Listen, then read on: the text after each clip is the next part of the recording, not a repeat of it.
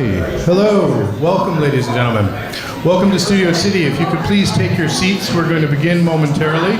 The second of two open forums here at the Studio City Branch Library. The sooner you take your seats, the quicker we can get to the discourse. Excellent. So tonight we have a variety of candidates and advocates for propositions here, things on the ballot. And we were going to start the evening by hearing from Senator Bob Hertzberg, who is the incumbent senator from Senate District 18. He's going to give us his reasons why, and we would love to hear from him. And then we're going to bring up Stephen Bailey, who is running for Attorney General, to give his few minutes. And then we're going to have a little dialogue, since both are very knowledgeable attorneys who know a lot about, and questions from the crowd. So let's start with Senator Hertzberg. We're very happy to have you. Thank you.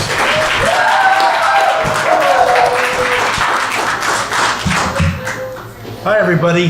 Hi. Thanks for including me. I really appreciate it. My name is Bob Hertzberg, and I currently represent 1 million people in the San Fernando Valley in the California State Senate, and I'm up for re-election for my last 4-year term in the State Senate. I want to start by just saying a couple of things that are the broad picture that we always like to talk about in the Capitol, and I think it applies here so much in the San Fernando Valley.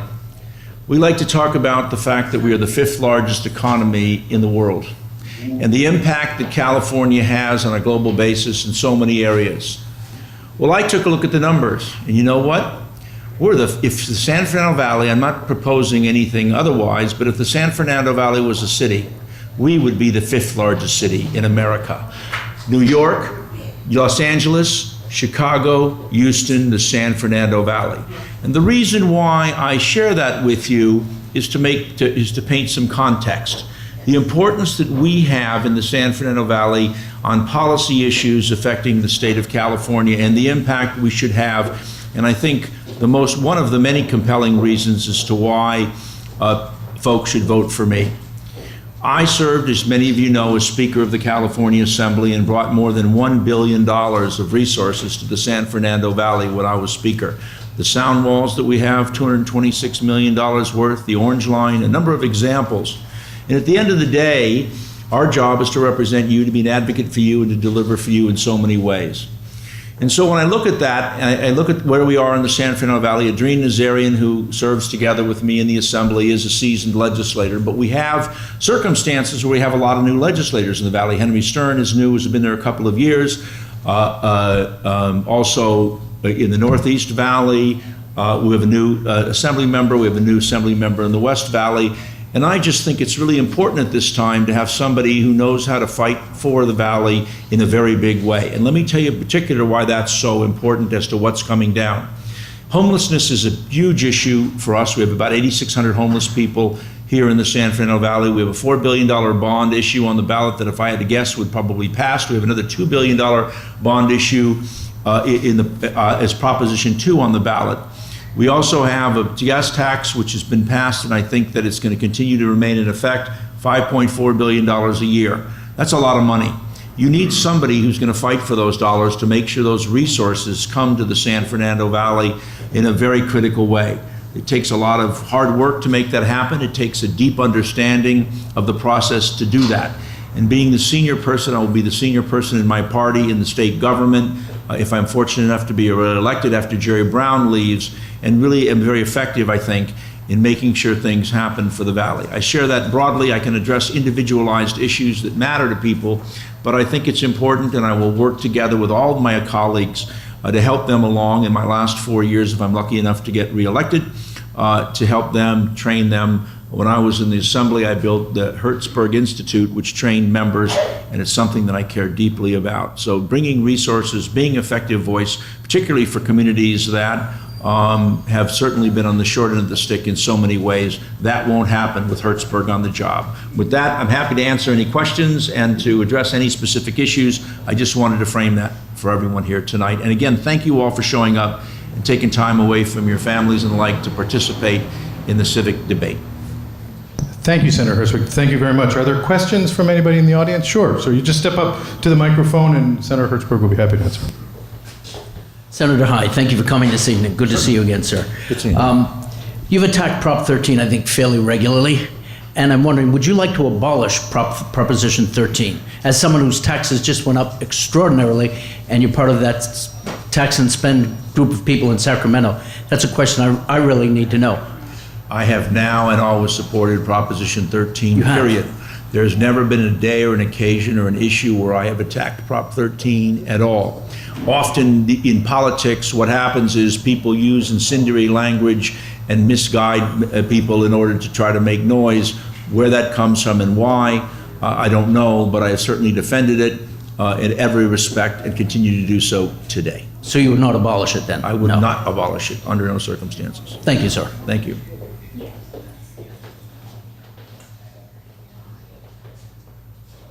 Aren't you a candidate? Yes, I am, but I can ask you something. Sure. All right, okay. You said that the best economy in the world and the country is California. How come is $4.3 trillion in debt, and you say we're in the best economy in California?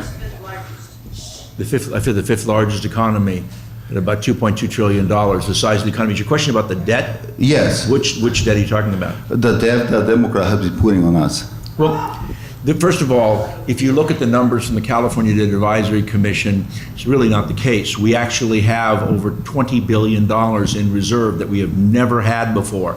I worked with Governor Schwarzenegger to create a rainy day fund.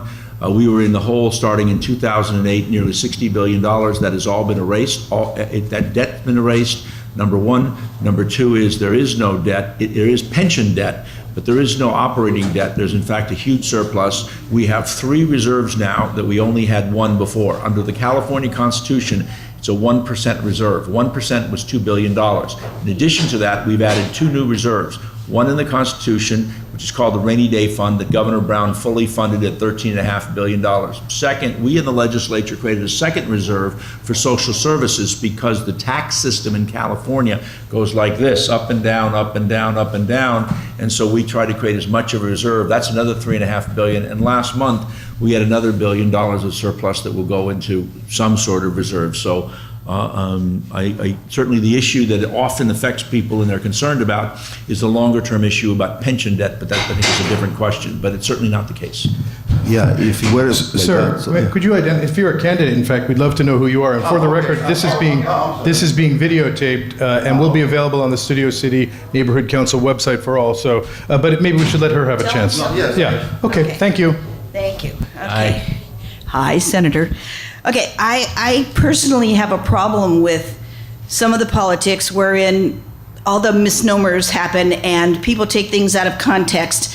They have a major problem if they're Republicans of downing we Democrats. And I happen to know for a fact that what you just said was true, and I wanted you to expound upon it a little more, that the governor that everybody calls Governor Moonbeam and doesn't like from the other side doesn't happen to realize that it's the second time in history that we have a huge surplus in this state. Right. And it was thanks to the governor, and it was the last time that I can remember was when he was in office in the 70s. That's so right. Would you please expound upon that a little more, because there's misinformation out there and people just twist it to meet their needs, but it's not the truth, and I would love for you to say that. Absolutely. Thank you.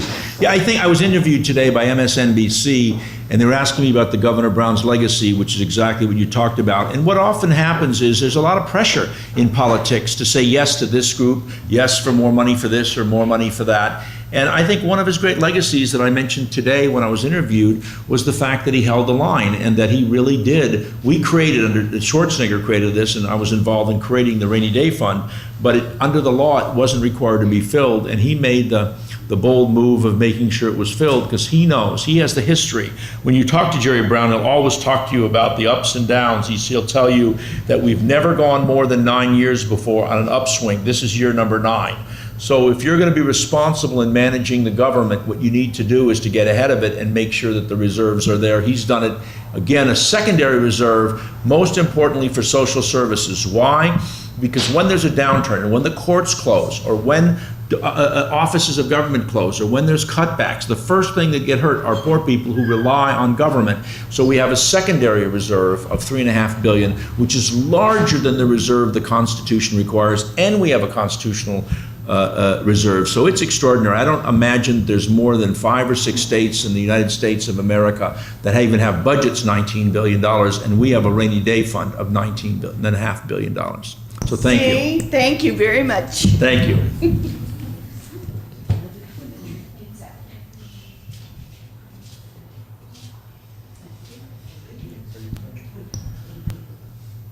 Hi. I'm a little under the weather, but I just wanted to personally thank you for standing up for me and the people in Van Nuys. If y'all don't know, I am the one that was falsely put on that website stating that I was one of the ones that accused him of a sexual assault.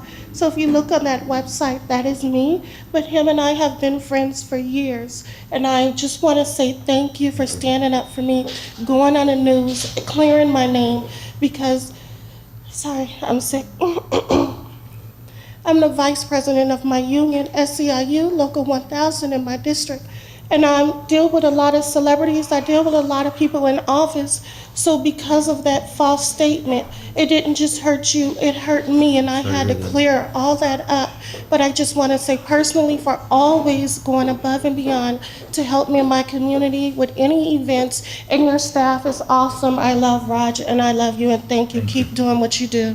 Thank you so very much. I really appreciate it. Thank you.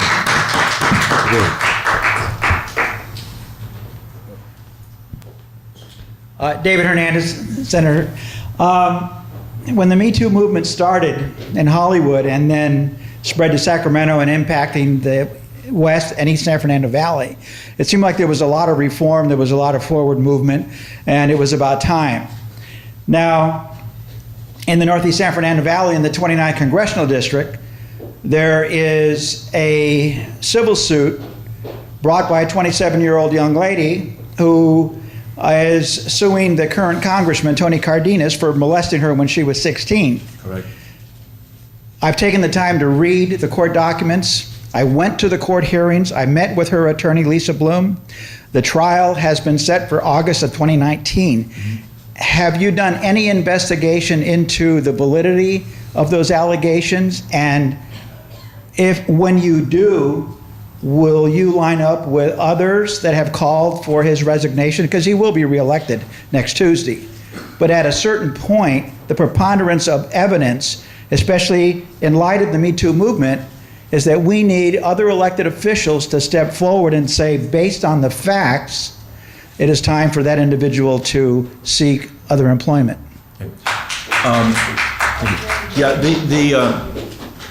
Tony Cardenas is a decent gentleman. He is 11 of 11 children. I have known him and appointed him as my budget chair when I was speaker. And I don't know the facts. I don't know the people involved. I have not reviewed the file.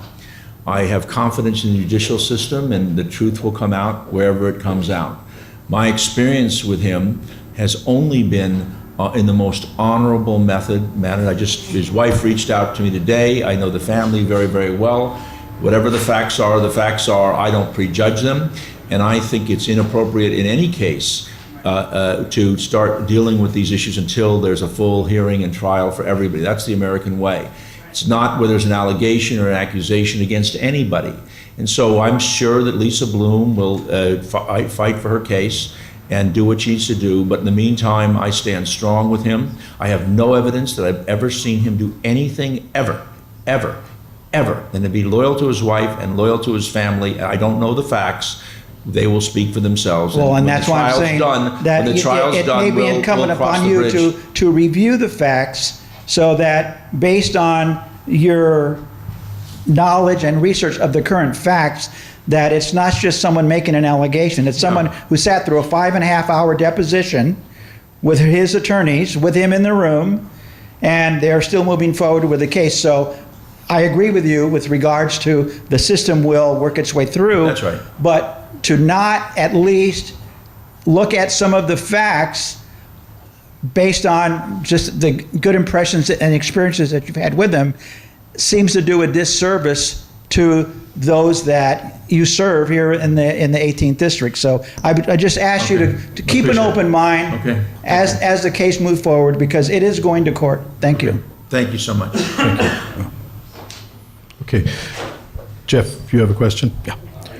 Question from Jeff, and then we're going to hear from the Attorney General, candidate Stephen Bay. No, question. One more question. It's reasonable. Senator, I just wanted you to know that this button was from 1968.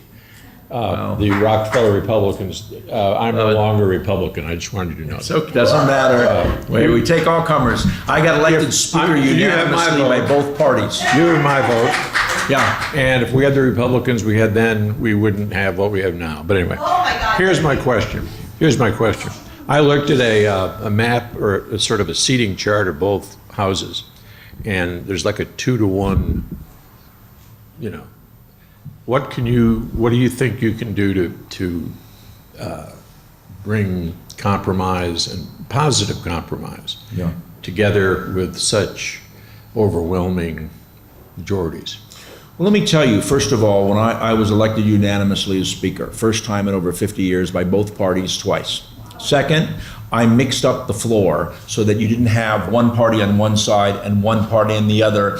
We were all mixed up together to build relationships because, quite frankly, as crazy as it sounds, a lot of these things are personal. Third, the fact of the matter is 95% of the matters that become before the legislature are not controversial between parties. They're just not. There's camaraderie and there's kinship among both sides. So what we see in Washington is very different than what you see in Sacramento. And often you'll see people, I've had many issues. I worked on a matter here in LA County and I couldn't get as many Democrats, but I got 11 of the 13 Republicans to vote for it. So we work together on many, many issues. And I think you would hear that from my colleagues. And I'm not out there campaigning against them except in open seats. And certainly in the congressional seats that are critical, which are different for me. Right. But I think it's really important. And I'll just say this to everybody in the room. I got strong views on what I believe. But I couldn't get elected in a lot of districts where there's people of a different party. But the Constitution says they have a right to have a voice. And I need to respect that voice. I'm not always right. And so compromise is not about compromising values. It's about understanding that we live in a democracy where everybody has voice and we figure out a road forward and a path forward, doing it elegantly and with dignity. The cement of the union. Thank you. Great. So maybe now we would take a short respite and hear from, no, we have one more question apparently. Okay, go ahead. Sure. And then we're going to hear from the candidate, Stephen I Bailey. think they want you for videoing it. Yeah, why don't you come up now, Stephen, so that you can, I don't have to get to the. okay, then you can, Okay, I just want to know what your feelings are now about, and I understand that you are not ready to make a decision because you haven't heard all the facts. But how are you feeling about this impeachment craze that is coming up? We've got impeachments on, of course, we're talking about Dianne Feinstein. We're thinking about that in some areas. We're talking about impeachment on Maxine Waters, on President Kavanaugh. It's Okay. insanity. okay, so the question is about impeachment. Fair enough. And the other one, of course, is Donald Trump. So what's your Right. feelings about this? And I just I- want to know your- I didn't, I'll tell you my feelings. I didn't know, until you just heard from you now. No one told me. I certainly have heard the stories about impeaching Donald Trump. I've never heard anything about Maxine Waters, and certainly with Dianne Feinstein. Well, there are. Okay, maybe so. I'm just telling you, I haven't heard about it. But look, I'm a big Dianne Feinstein supporter. I've known Maxine Waters since she was a staff member in City Hall. So what? And can I finish my point? You can agree with me or not agree with me. I don't have a problem with that. Let me just express it the way I want to express it. And I don't see any basis for anything like that. I don't like all this impeachment stuff going back and forth. I want to just cut the noise. People take their views, get stuff done to take care of the people, get them health care, get the economy, keep it moving. Just get the work done. Get the work done. get the work done. That's my underlying philosophy, and I work my heart out to make that happen. I want to deal with the homeless issue in a big way here in the Valley and bring huge resources here and make it happen. I don't want to get involved in that rhetoric. That's not why I got elected unanimously as Speaker, but I was extremely effective in getting things done because I don't poke my finger in people's eyes. I just get stuff done. Okay, and he's willing to sit for a moment as the Republican candidate for Attorney General. Mr. Stephen Bailey tells us a little bit about himself, and then we will take some questions and hear from both of them because we're open and interested. Thank you. Welcome. Thank you for being here this evening. My name is Stephen Bailey. I'm a retired Superior Court judge out of El Dorado County. I retired a year ago with the express purpose of running for California Attorney General. Now, when you get elected to the bench, it's essentially a job for life. Rarely do people run against you. You have the opportunity to serve your 6-year term, run again, and when I ran the last time, no opposition whatsoever. However, a judge gets to deal with issues one at a time. As people come before them, you either serve as a referee in a trial, make sure that justice is done, or you attempt to deal with individuals' problems. And as I watched what was happening in California, the changes that were taking place with prison realignment, which wasn't realigning anything but sending the problem from the state level down to the county, without supervision or services, I became increasingly concerned with what was going on. Moreover, as I began to look at the changes taking place, the promises that were made for safe streets and schools in California in Proposition 47, which resulted in nothing that was safer in the street and certainly not in our schools, but did result in the decriminalization of drug crimes, but more importantly, property crimes. San Francisco became the poster child of the changes that were being made that, quite frankly, had become failed policies. 26,000 auto break-ins tells San Franciscans that things are not well in San Francisco. And that problem is now radiating out across the state. And as your next Attorney General, my goal is to make substantive changes, working with the legislature where we need to work with the legislature to change the policies that have been implemented in California, which I believe are failing and have failed. And that's one of the reasons, maybe the major reason, I'm running for California Attorney General. I'm equally concerned with the early release of prisoners from our state prison. I fully recognize that we passed Proposition 36 and 57 in the last several election cycles, which resulted in the release out of the state prisons back onto our streets of inmates out of our state prison. And quite frankly, my criticism of the governor is that he's destroyed the parole system in California, which the result being that there's no supervision of these inmates that are being released from our state prisons back onto our streets. We, as Californians, who have grown up, been born in this state, and have lived in this state when crime was relatively suppressed. We never eliminated crime, but certainly we didn't have serious and violent felonies being committed on a regular basis on our streets. We didn't have our first responders, law enforcement professionals with targets on their back. They need somebody in the Attorney General's office who's focused on protecting them, and you need somebody in the Attorney General's office that's focused on protecting you and you first.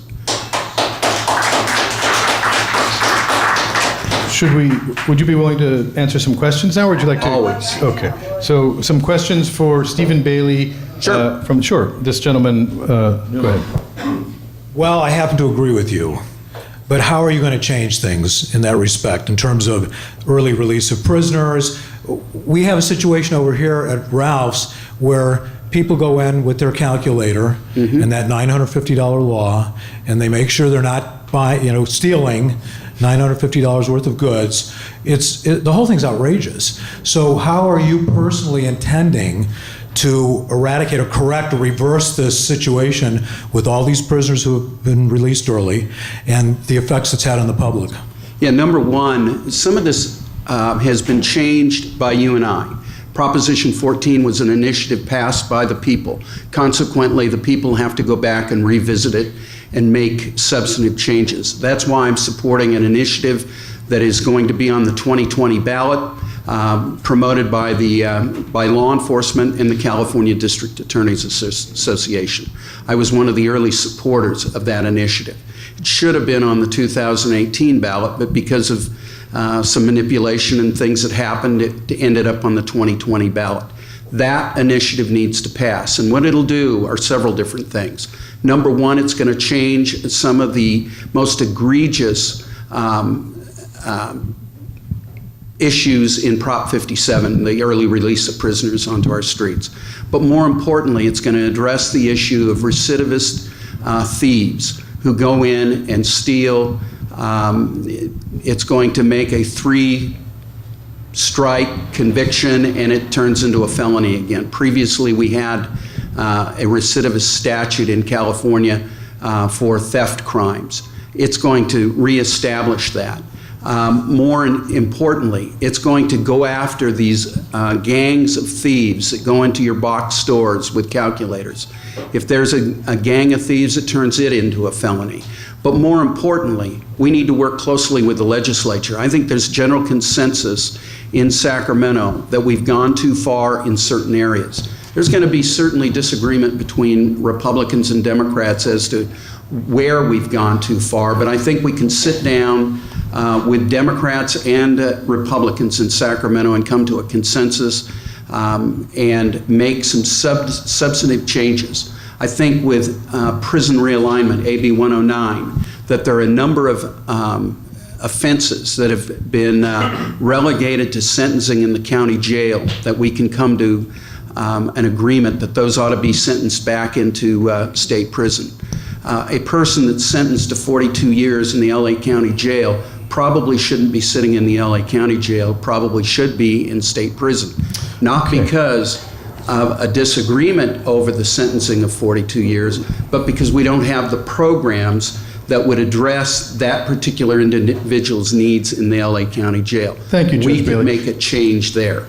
Good. In a moment, I'd like to ask Senator Hertzberg if he would like to respond to some of these comments about the justice. I can talk about that. I don't want to take up the time. There's a lot of other people. No, because I think we want to hear from both sides. He's talking about the Democratic Sacramento. I think you could address, this is a common theme in our discussions in neighborhoods I know it is. between the two sides. I'd love to hear your view to set the record. What happened in California, like the historical context is, the bottom line, the most important element of this discussion is the United States Supreme Court issued an opinion, and that opinion said that the California prisons are unconstitutional. Now, you can like the United States Supreme Court or not. In the prison, I was chairman of the Public Safety Committee 22 years ago. And what happened over the last number of years was we expanded the number of prisons. I think it's to 34 prisons now. But the bottom line is that we have people in gymnasiums stacked 8 high, 6 inches, 12 inches apart. And the court said, Justice Kennedy, who just left the court, said it's unconstitutional. And so the governor was under an extraordinary pressure because of the federal government and what they were doing. Second, in the prison system, and this is why people argue that it costs more money in the prison system than it does for what we support, the universal higher education system, is we're under a court order, also a federal court order. We have a trustee that manages and oversees all the health care. Over 1/3 of this population in the prison system have mental health deficiencies. And so when you start this discussion, it's easy to sit back and talk about the broader issues, but it has to be done, in my judgment, in a realistic framework of what's really going on. So Jerry Brown, who's the one who started in 1975 when he was governor last time, the whole idea of determinate sentencing, has done the analysis and said, look, this is not working. Now, there are certainly arguments to be made that were just expressed, But I just think it's the big part of understanding this. And one of the great difficulties in government, it's always easy to just simply grab headlines and say these things are impactful, but then the question is, what's the framework? We are in this tension, these things exist. So we're under these court orders that impact what we're doing and how we're doing it. Now, whether or not Prop 47, 30, all those propositions the people passed, same thing, exactly what Judge Bailey says, they were passed by the people, and they made a determination of what to do. The biggest point I want to make, the last point about all of these issues, and I know is that we learn and we course correct. We grow. Circumstances changed. When Ronald Reagan was governor, the population was 14 million. It's 40 million now. All of these challenges are this fluid, dynamic thing that's going on, and how do we deal with it? We know that putting people in prison and not educating them or not in any way helping them out to get back into society just perpetuates the problem. So we're in this big debate, and I just want to take it in a thoughtful and honorable way, without pointing fingers to either side, to deal with the underlying issues of how do people get in. Literally, I did 6 bills on traffic tickets. There's $10.4 billion of traffic tickets that are outstanding. 8-some million Californians lost their licenses. So now you got and I have a case like this. Bad taillight, don't go to court, bad news, shouldn't do it. Get arrested for driving out of license, car gets taken, put in jail, can't afford it. There's a whole cycle. And so my only sense is I want to be rational about this and treating people, the whole process fairly to the public that are affected by people who commit crimes, and fairly to the process, to what we're trying to do as a government, to make sure that we reduce the crime as much as possible, protect people from crime, and treat people fairly who are in the process and want to get them out as quickly as we possibly can. Great. Excellent. Questions? Yeah. I want to respond. Sure. I don't fundamentally disagree with Senator Hertzberg on the result of the Supreme Court's decision. But the Supreme Court didn't say that California prisons were, in fact, unconstitutional. What they said was they were overcrowded, and we needed to do something with the crowding. And so the policy decision that was made in Sacramento worked counter to your best interests. It released people out of the state prison because of the unwillingness of Sacramento to protect you. It sent those people back to the street. It sent them back to the street without supervision. And consequently, it doesn't take a rocket scientist to figure out why crime is going up at double digits in this state over the last 4 years.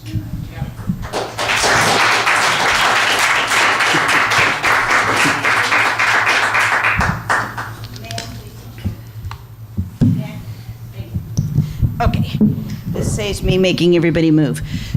Your Honor, or Judge Bailey, I'm wondering if you've taken into consideration a number of the things that Senator Hertzberg just touched upon. The problem is, yes, the recidivism rate is very, very high. The problem is that there is crime out there, and in the 40 years that we discussed, it has changed a lot and only gone up. But you also have to take into consideration that there are a lot of innocent people behind bars. I happen to know for a fact because one of them happened to be related to me.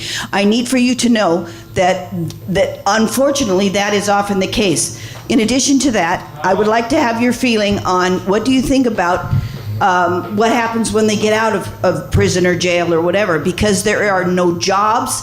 If they're a felon, it's near impossible for them to find one. There are a few agencies that help, but there are not enough. And that is one of the reasons that the recidivism rate is so high, because they can't find a job, they can't have a place to live. Some of them can't be in certain areas, et cetera, et cetera. So therein lies the problem. So what do you want to do about that? How are you going to solve that problem? Thank you. Excellent question. Quite frankly, I spent 8.5 years as a Superior Court judge dealing with those very questions every single day. But I also spent 18.5 years as a criminal defense attorney representing indigent clients in our area. I understand that some people end up in custody that didn't commit the crime. However, there are significant numbers, probably 90% or higher, who in fact have committed the crimes. And in fact, I know they've committed the crimes because as a defense attorney, they told me they did.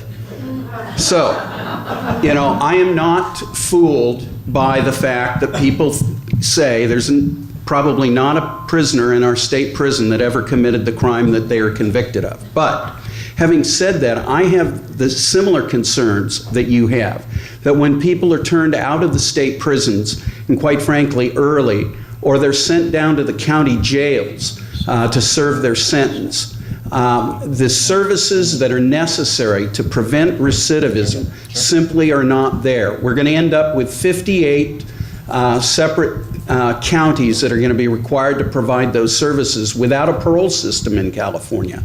The parole system has been turned back over to the courts. It's ineffective, doesn't work, it's a failed policy.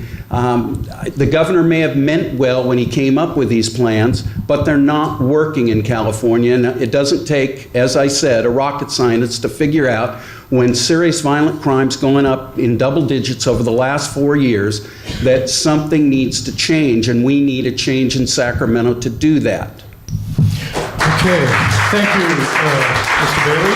I think now we would like to introduce our Assembly member, Adrien Nazarian, who is here. And if the two gentlemen, Mr. Hertzberg and Mr. Bailey, thank you both for coming. You're welcome to stay and talk with constituents. I say one thing, I apologize. I promised to go to Beth Hillel for a vigil that we have for the community, obviously, what happened in Pittsburgh. So I would normally stay to the bitter end, but I'm going to Temple, so I just want to let everybody know it starts shortly. So thank you very much. And thanks everyone for showing up. I really, really appreciate it.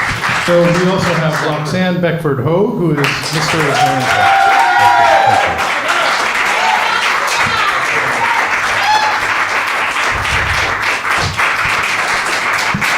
So we'll hear a brief spiel from each of you, and then we'll have a discussion.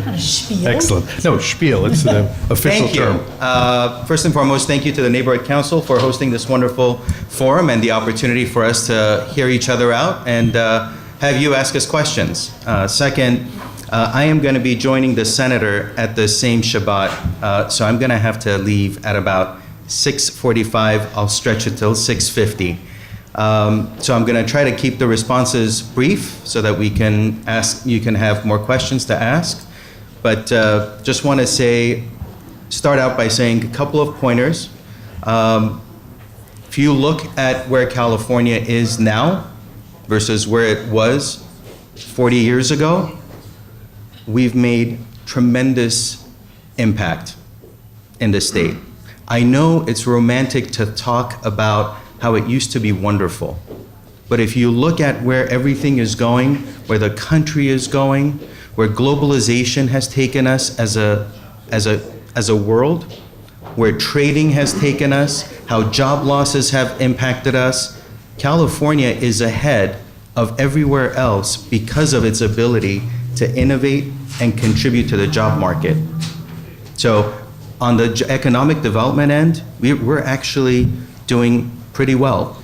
Where we're not doing well is that not as many people as should be enjoying and getting back into the workforce are having the opportunity to do so.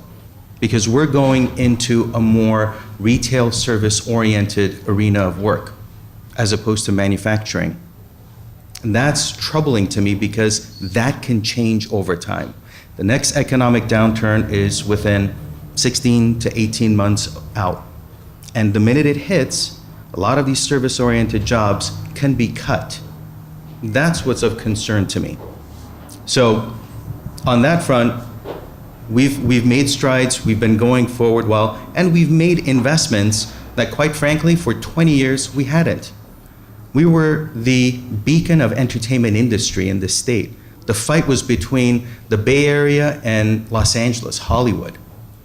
And when we won that fight at the beginning of the last turn of the century, and Hearst lost, we started attracting people to come here from all over the world. But up until about 20 years ago, all we had was people coming to Hollywood trying to find new job opportunities, but they weren't necessarily. In fact, by 2013, we were making 0 of the blockbuster movies, the tentpole productions in California. And yet no one was really addressing this issue. And we finally did. We actually addressed it with the first version in 2008, 2009, and then we continued building on that in 14, and now this past year we've increased we've continued the program into 2025. That's going to be bringing in over 300 million into tax credits for the film industry. And by the way, California's version is much different than most other states. We don't pay for the talent nor for the production. We pay for the below the line production portion, which is all of your neighbors, maybe some of you who are sitting here. So that's the Economic Development Fund. On the environmental front, we've been the beacon in the world. We've led the charge in setting standards and goals that a lot of other places have tried to model or emulate. And we've been doing that in a way also so that we can help create more jobs. If you go from traditional source of electricity consumption to a renewable energy consumption, you're creating, that innovation is helping new jobs to be created. One day, when all our rooftops are solar, all of our residential homes are solar top, you're going to be putting people into work not only on the manufacturing end, but also on the installation end and on the maintenance end. So there's things, intricate details of these things that have a long-term impact, and yet that's only going to be one segment of development. There's going to be other things that are going to be preceded because technology is going forward at an immense rate. And I'll just touch upon housing and homelessness. I tended to disagree with some of the comments that were made here before. Homelessness, as we know it, has been growing and has been part of our country and our state, at least our state, let's focus just on our state, for the last 40 plus years. It's been hiding. That's all it's been doing. It's been hiding in corners where people don't look. It's been in vacant apartment buildings and buildings in downtown LA where no one was paying attention to. Now that a lot of these buildings are not vacant anymore and they're being utilized because there's a lot of growing of cannabis in a lot of these buildings taking place, and vacancy rates are now in fractions of a percentage. A lot of these people have been pushed out. It's not that it didn't exist. We weren't paying attention as a society. That was the main problem. We're finally making investments, and the investments aren't just necessarily housing. The investment has to be done in the service to be able to help people get off of the addictions and the challenges they have so that they end up recovering and becoming a contributing member of society. We don't have a safety net system in our country nor in our state. That's where the problem is. And we're trying to build that in a backwards way. Somebody's leaning. I don't know if that's a hint. Okay, let's take a moment. That was a nice hello. So with that, again, thanks for having me here and look forward to the conversation. Well, I like that cue. I always like lighting cues. I'm one of those people who moved to California 30 years ago in search of an entertainment business job. Say your name. I'm Roxanne. I was leading up to it. Okay. I'm Roxanne Beckford Hogan. I'm also running for state assembly.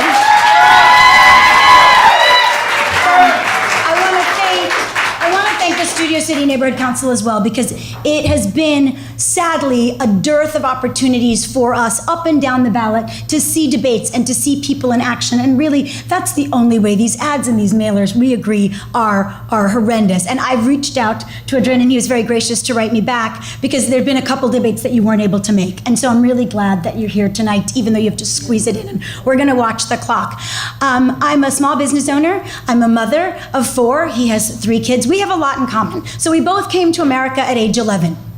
His 11 was a few years after mine. I'm older, but that's okay.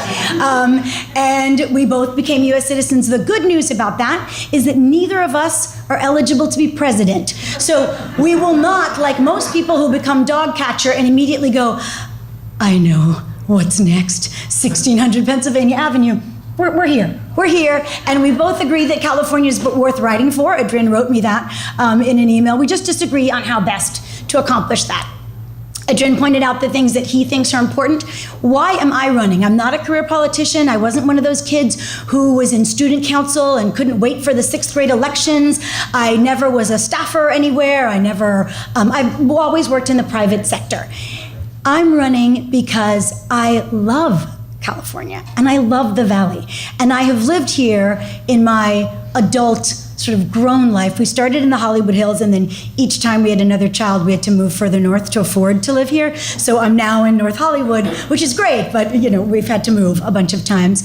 And what I find very sad right now is that California, which used to be this amazing, amazing place, that when you said to people, I'm from California, they were really sort of jealous. Now you say it and people go, It's a shame that we can double our net worth. We could double the size of our house by leaving. And too many people are making that choice. I don't know how many of you have friends or relatives or bosses or businesses that have left, but the numbers are sort of legion. And it's all the producers who are going. It's all the people who are currently having babies and families because they realize you cannot make a life here. I have a son who's in college, because I'm old, and I told him that we're not going to subsidize his living after he gets out of school, with love, I said this, and so he and his friends are looking for other states that they can move to, because I don't know how a young person would be able to get an apartment. I mean, apartments on Oxnard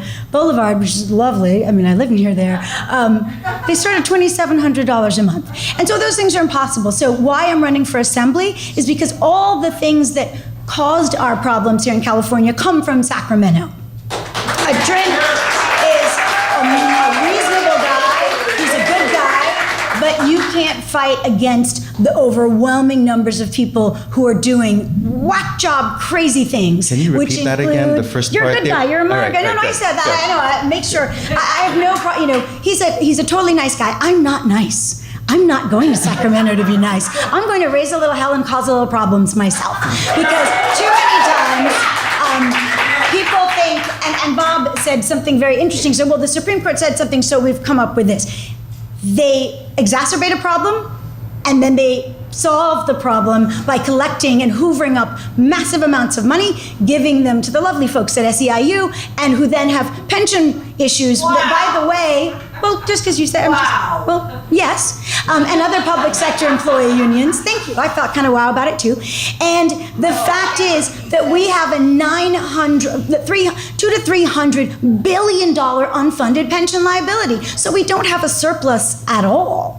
And the number one reason that I'm running here and now is because it's impossible to live here in the district where, and it's not traditional homeless. There are, of course, people who, have fallen on hard times. I've also lived paycheck to paycheck in my life. What we are seeing is huge amounts, and the cops on the street will tell you, not the administrators, but the cops on the street will tell you, they're spending 90% of their time dealing with people who are criminal vagrants. They were let out of jail wholesale. We made felonies into misdemeanors. They now are smoking meth or crack or whatever drugs, I don't really know the drugs, but they're blocking businesses' doorways so that you can't go into a place of business. Handicapped people, by the way, who would really benefit from some open sidewalks, can't get down a sidewalk. Our public transportation systems have become moving mental hospitals and bathrooms, and it is sad to me. I came from a third world country. I don't want to see this valley become a third world. Assemblyman, would you like to comment, or should we go for some questions? Would you like to comment, Ms. Hobbs? I'm happy to take questions. Okay, fair enough. Let's, sure, Mr. Cole. Go to the mic, people. Oh, yeah, I'm a sound guy. Yeah. Thank you both for being here. This is great. Adrian, just wanted to ask you a quick question. What legislation have you personally authored to address the mentally ill and the addicts that are in our street? Our quality of life here is changed dramatically because of the increase in these two elements? Thank you. I can't remember the bill numbers, so my apologies. We vote on about 5,000 bills a year. Not vote, but So- which you have authored. Right. No, it's hard to even remember your own bill numbers. But if I'm not mistaken, I think it was 1457. It had to, and it was this year. I'm sorry, 2457. It was this year, and I was trying to work with the LA County Mental Health. I was working with the county mental health department to try to figure out how we can free up funding from the federal government that's been left on the table for years, because we don't have a coordinated plan. Part of the problem with what we're dealing with everything having to do with addiction, to homelessness, to rehabilitation, to a consortium of issues that are intertwined, has to do with the lack of a plan, a strategic plan. We've never had one in place. This is going back to what I was saying before, that we're paying the price right now of decades not having a social safety net system. And we're building it up. And we're building it up by having the problem be in our face. So how do you do it? You're not going to be able to raise enough money to address it. It's going to take some time, and you're going to have to do it in a way that you're not wasting money, but building upon a plan that actually has results in success. And because we don't have a plan, we haven't had a plan, we're building one now, we don't have results to be able to base it on. That's the reality of what we're dealing with.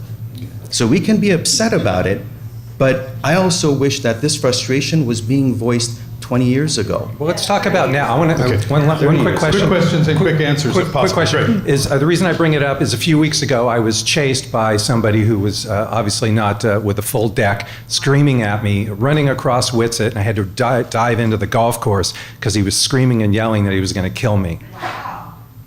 So I think this is a timely issue, needs to be addressed, and just. If I could just address it And I'm quickly. sorry that you had that experience. By the way, my bill was because there was a price tag to it, unfortunately, it got held in Appropriations Committee in my House. So I plan on working on it again and bringing it back. On a local level, I'd love to see the council office CD2 actually send out emails instead of fluffy, everything is great, but address these two issues these are big, hot button topics in our community. Thank And you, the yeah. council office has not addressed it. They're not. And if I could just address that, I would say, wow, who's been in charge for those 20 years? It's on the tip of my, it's right here, it's right here.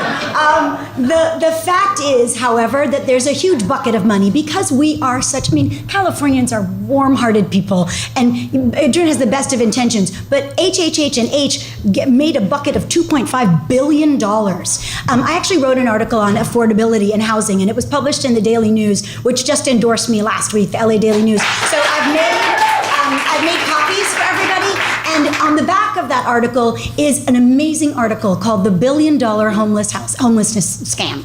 Because what happens is career politicians make problems, so they need to collect money to solve the problem so that they keep the problem going, so it's this horrible thing. And I'll remind you of a couple bills, Adrian, that you did sign on to. One is SB 1810, which no one put their name on, which made felony criminals eligible to divert their punishment because of a mental issue. What that means is if it's in the Diagnostic and Statistical Manual, which is what I was a psych major, what psychologists use to diagnose things. So depression, pedophilia, pyromania, those are all disorders in there. If you lit the building on fire because you're a pyromaniac, you get to go to therapy instead of going to jail.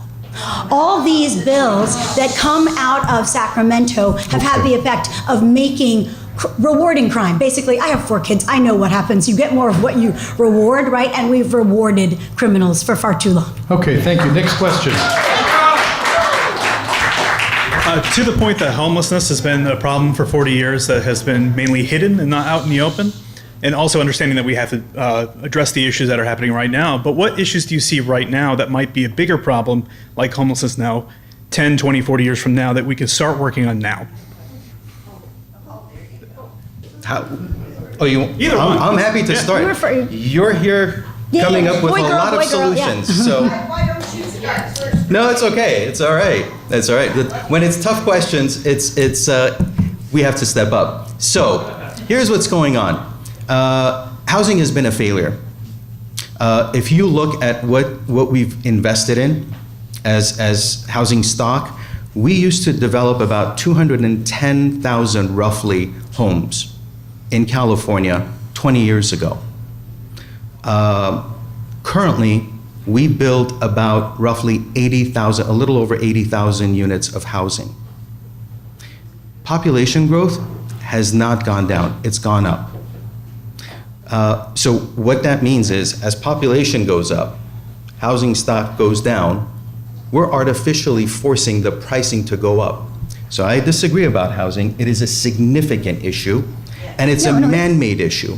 It's a societal issue. Yes. Whether it's because of,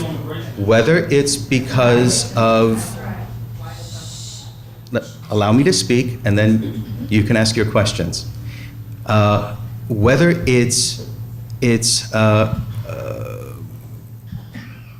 various jurisdictions coming up with difficult or challenging processes in order to not allow more density in an area, which in some cases, rightfully so, but in many cases might be a little out of touch with what the needs are. Because the very people who have moved into a certain area and did not want more development now can't find the opportunity for their kids who have grown up and want to live near them to be able to afford living by them. So these are careful balances that need to be weighed. But what we do is we overreact. We say, if you've done something wrong, you're going to go to prison. That's it. Instead of trying to rehabilitate. When we move into an area, we say no more development, and it stops. When we had the red car, we had a really great public transportation mechanism. We took it out, and because we were incentivizing individual car ownership and consumerism.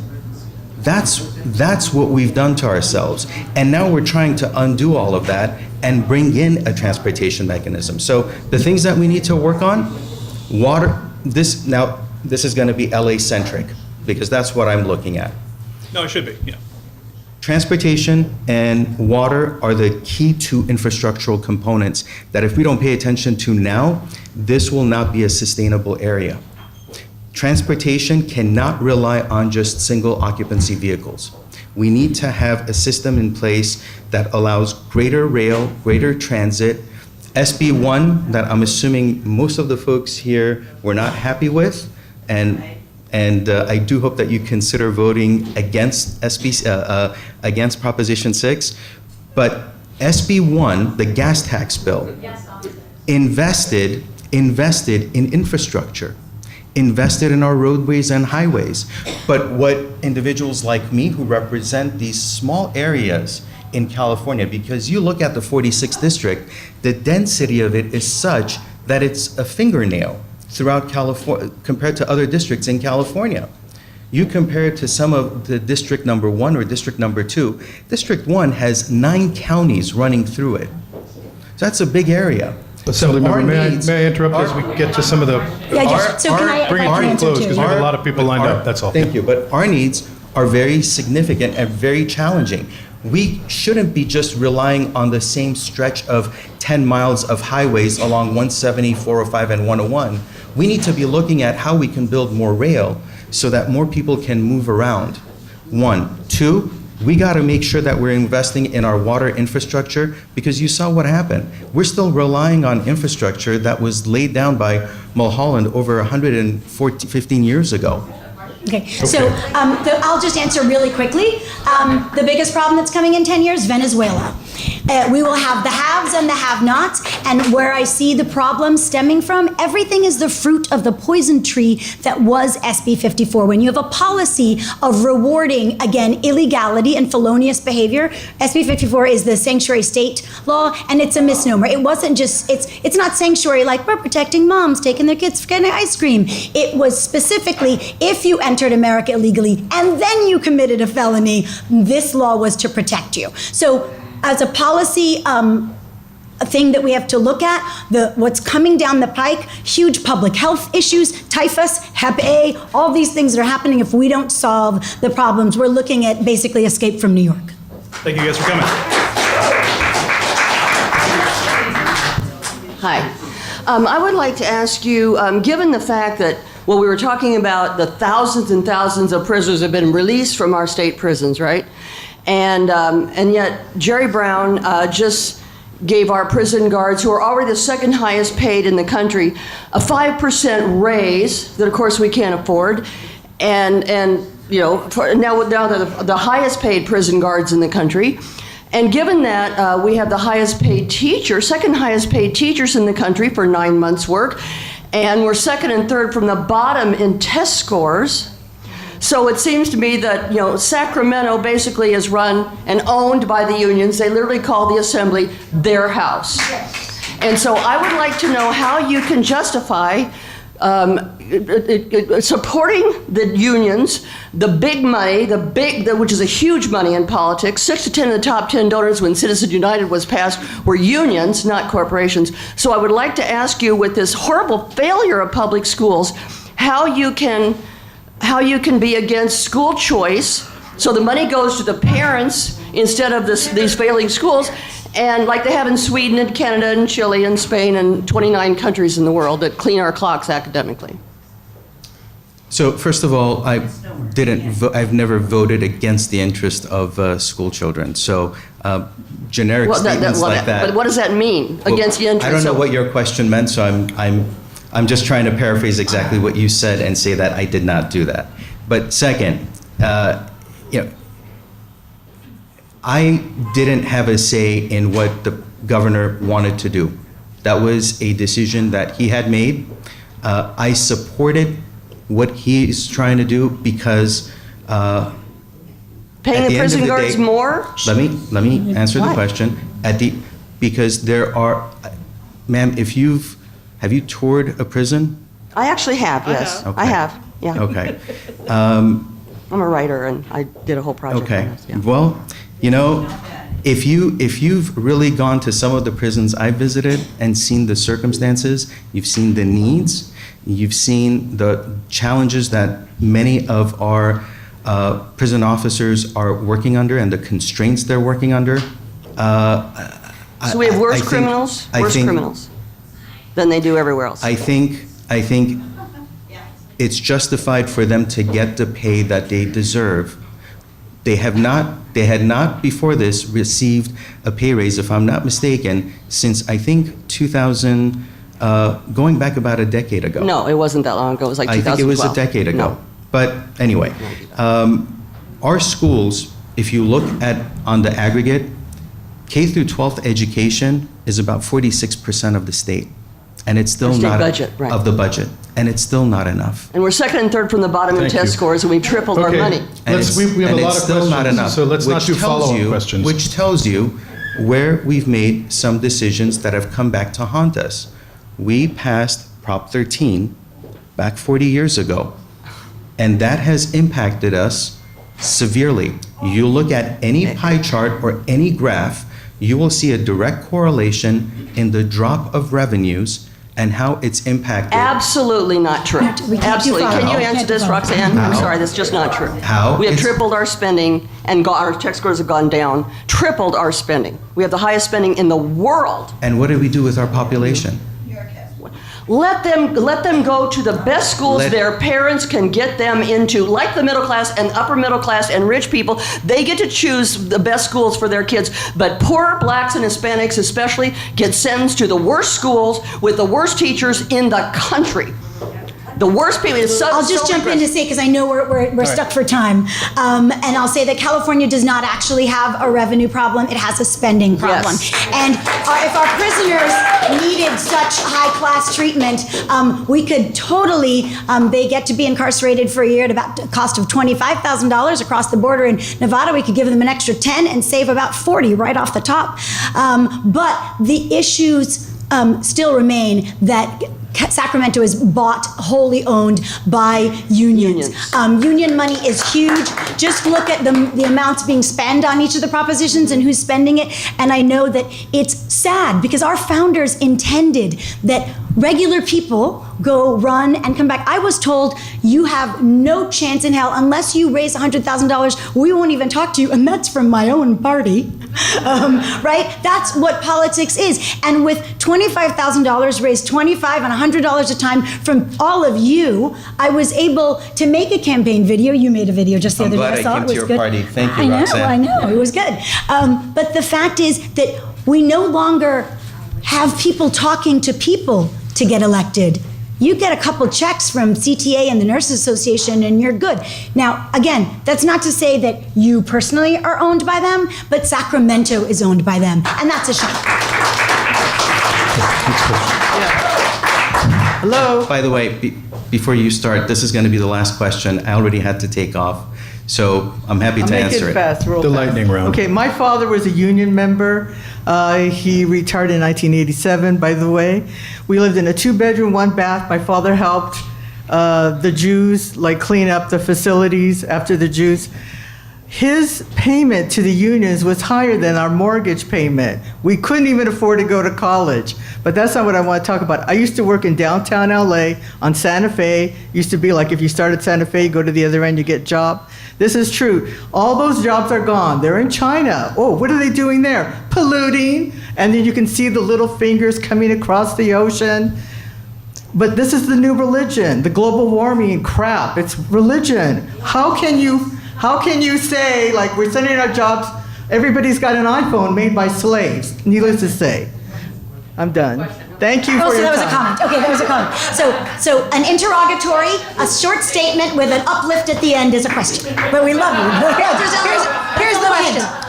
What are we doing to cut regulation? Cut regulations in education, because there is 46% of our budget that's going to education, and yet there's no accountability for those funds. And the reason why our educational system stinks is not because it's not being funded, it's because it's being, in a lot of ways, overfunded, and that money is either pigeonholed into specific places that it has to be spent when those schools don't actually need to spend that money. So if you're going to allocate that money, and I come from education, so I'm happy to discuss this, but if you're going to allocate that money, how are we going to make sure that it's responsibly spent? So first of all, education is not being adequately funded. That's It is. Well, you asked, and I'm giving you an answer. No, guys, he's on a schedule. When you have teachers having to spend from their own paychecks to provide supplies for their students, no, it's not adequately funded. You're not convincing me on this in any way, shape, or form. Guys. So that's one. Two, okay. Regulations. How are you going to deal with that part of it? LCFF took effect in 2014. That was a way of cutting down what had happened over the last 40 years while you're in power. Got it. 50, Okay, 60 yeah. years. What had happened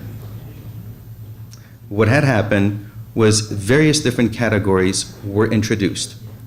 And the more categories were put into place for funding purposes to various school districts, all school districts were starting to hire or focus in on was more administration. We try to address it in the state by saying, well, administrative costs should only be 15% or less. We tried all these different things over the course of the last 30 years. And none of them worked. Nothing was working. So we looked at the local funding formula, and we instead changed it so that now you have, instead of 62 categoricals that you can apply for, whittled down to 12 categoricals. And these categories are either federal mandates or based on lawsuit that have to be followed, or disability acts related issues, again falling in line with federal requirements. And those are the categoricals that you can apply for now.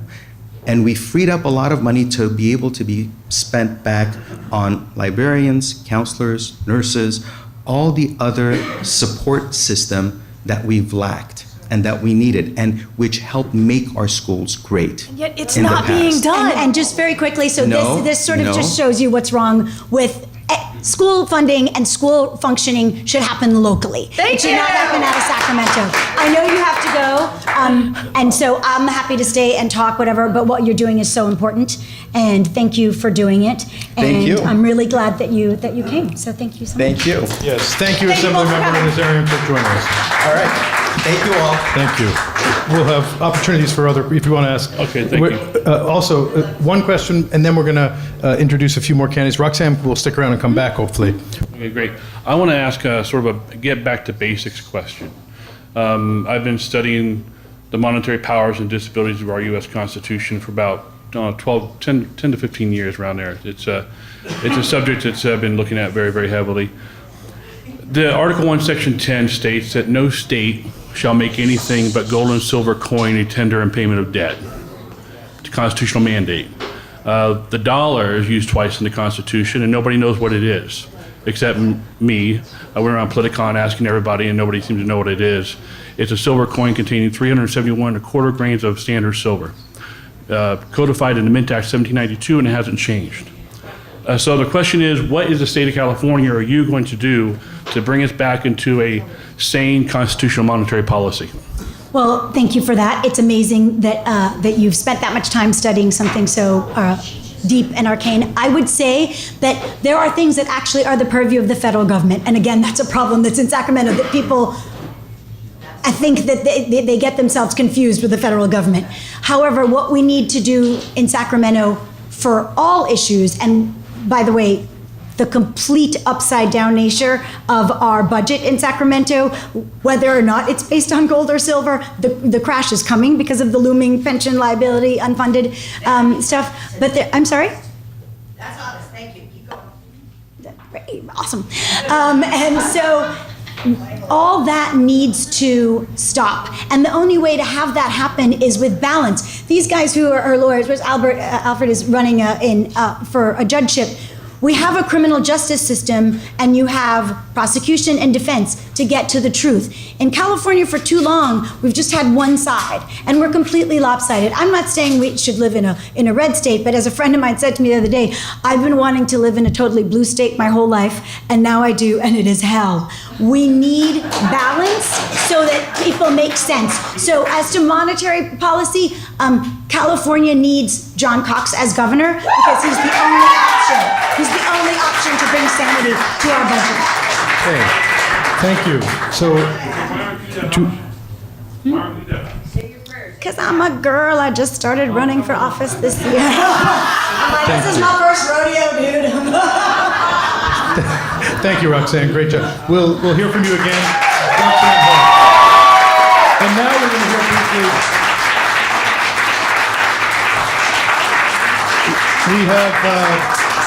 We now have Alfred Coletta, who is running for Superior Court Judge, who's going to tell us a little bit about himself, take a few questions, and then we'll have Jeffrey Prang, the assessor, to follow. So here we go. Thank you.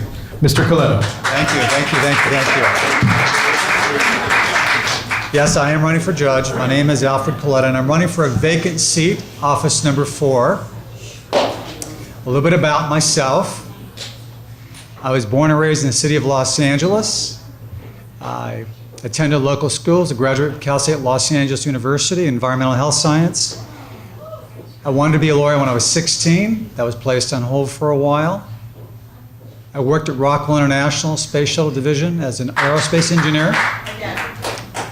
And I saved my money, went to school at night, went to Western State University College of Law in Fullerton. It's now in Irvine. I worked full-time, went to school at night, passed the bar, and began practicing law, initially for myself, and then I joined the County Council of Los Angeles, and I was assigned in the juvenile dependency courts. I advocated for abused children and infants. 31 and a half years ago, the impact on infants was cocaine. And as you know, those are closed hearings. The goal was the reunification with the mother, father, someone responsible if the opportunity was there. I segued from there to the DA's office in Los Angeles County in 1988 and remained there to this day. I am the only accomplished trial lawyer running for office number 4, and I'm proud to say that because there's no substitution for doing jury trial work. The import of that is the following. The lawyers in the room know this, the non-lawyers don't. So if I'm speaking down to you, please forgive me. You can do everything correct in a jury trial case with regards to the admissibility of evidence legally. But if the jury selection process isn't done properly and a bias is attempted to be displayed to the judge that a juror may manifest, and it's not a true bias, but rather a basis because a particular side wants to remove a juror, it's a discriminatory removal of a juror. And if the judge makes that call incorrectly to allow a juror hypothetically to be removed when they should have remained, because you have a right to a petit jury of your peers, right? The community comes in to hear the case. And if that juror is removed for the wrong reason, then the entire case is reversed on appeal because you've discriminated against the opportunity of this defendant or any defendant to have a jury of their peer. The reason I bring that up is I'm the only one that has jury trial experience running for office number 4, and you need to know how to do that work. There's no substitution for it, and I'll tell you why. You don't learn it in law school. You don't learn it in moot court. You learn by doing.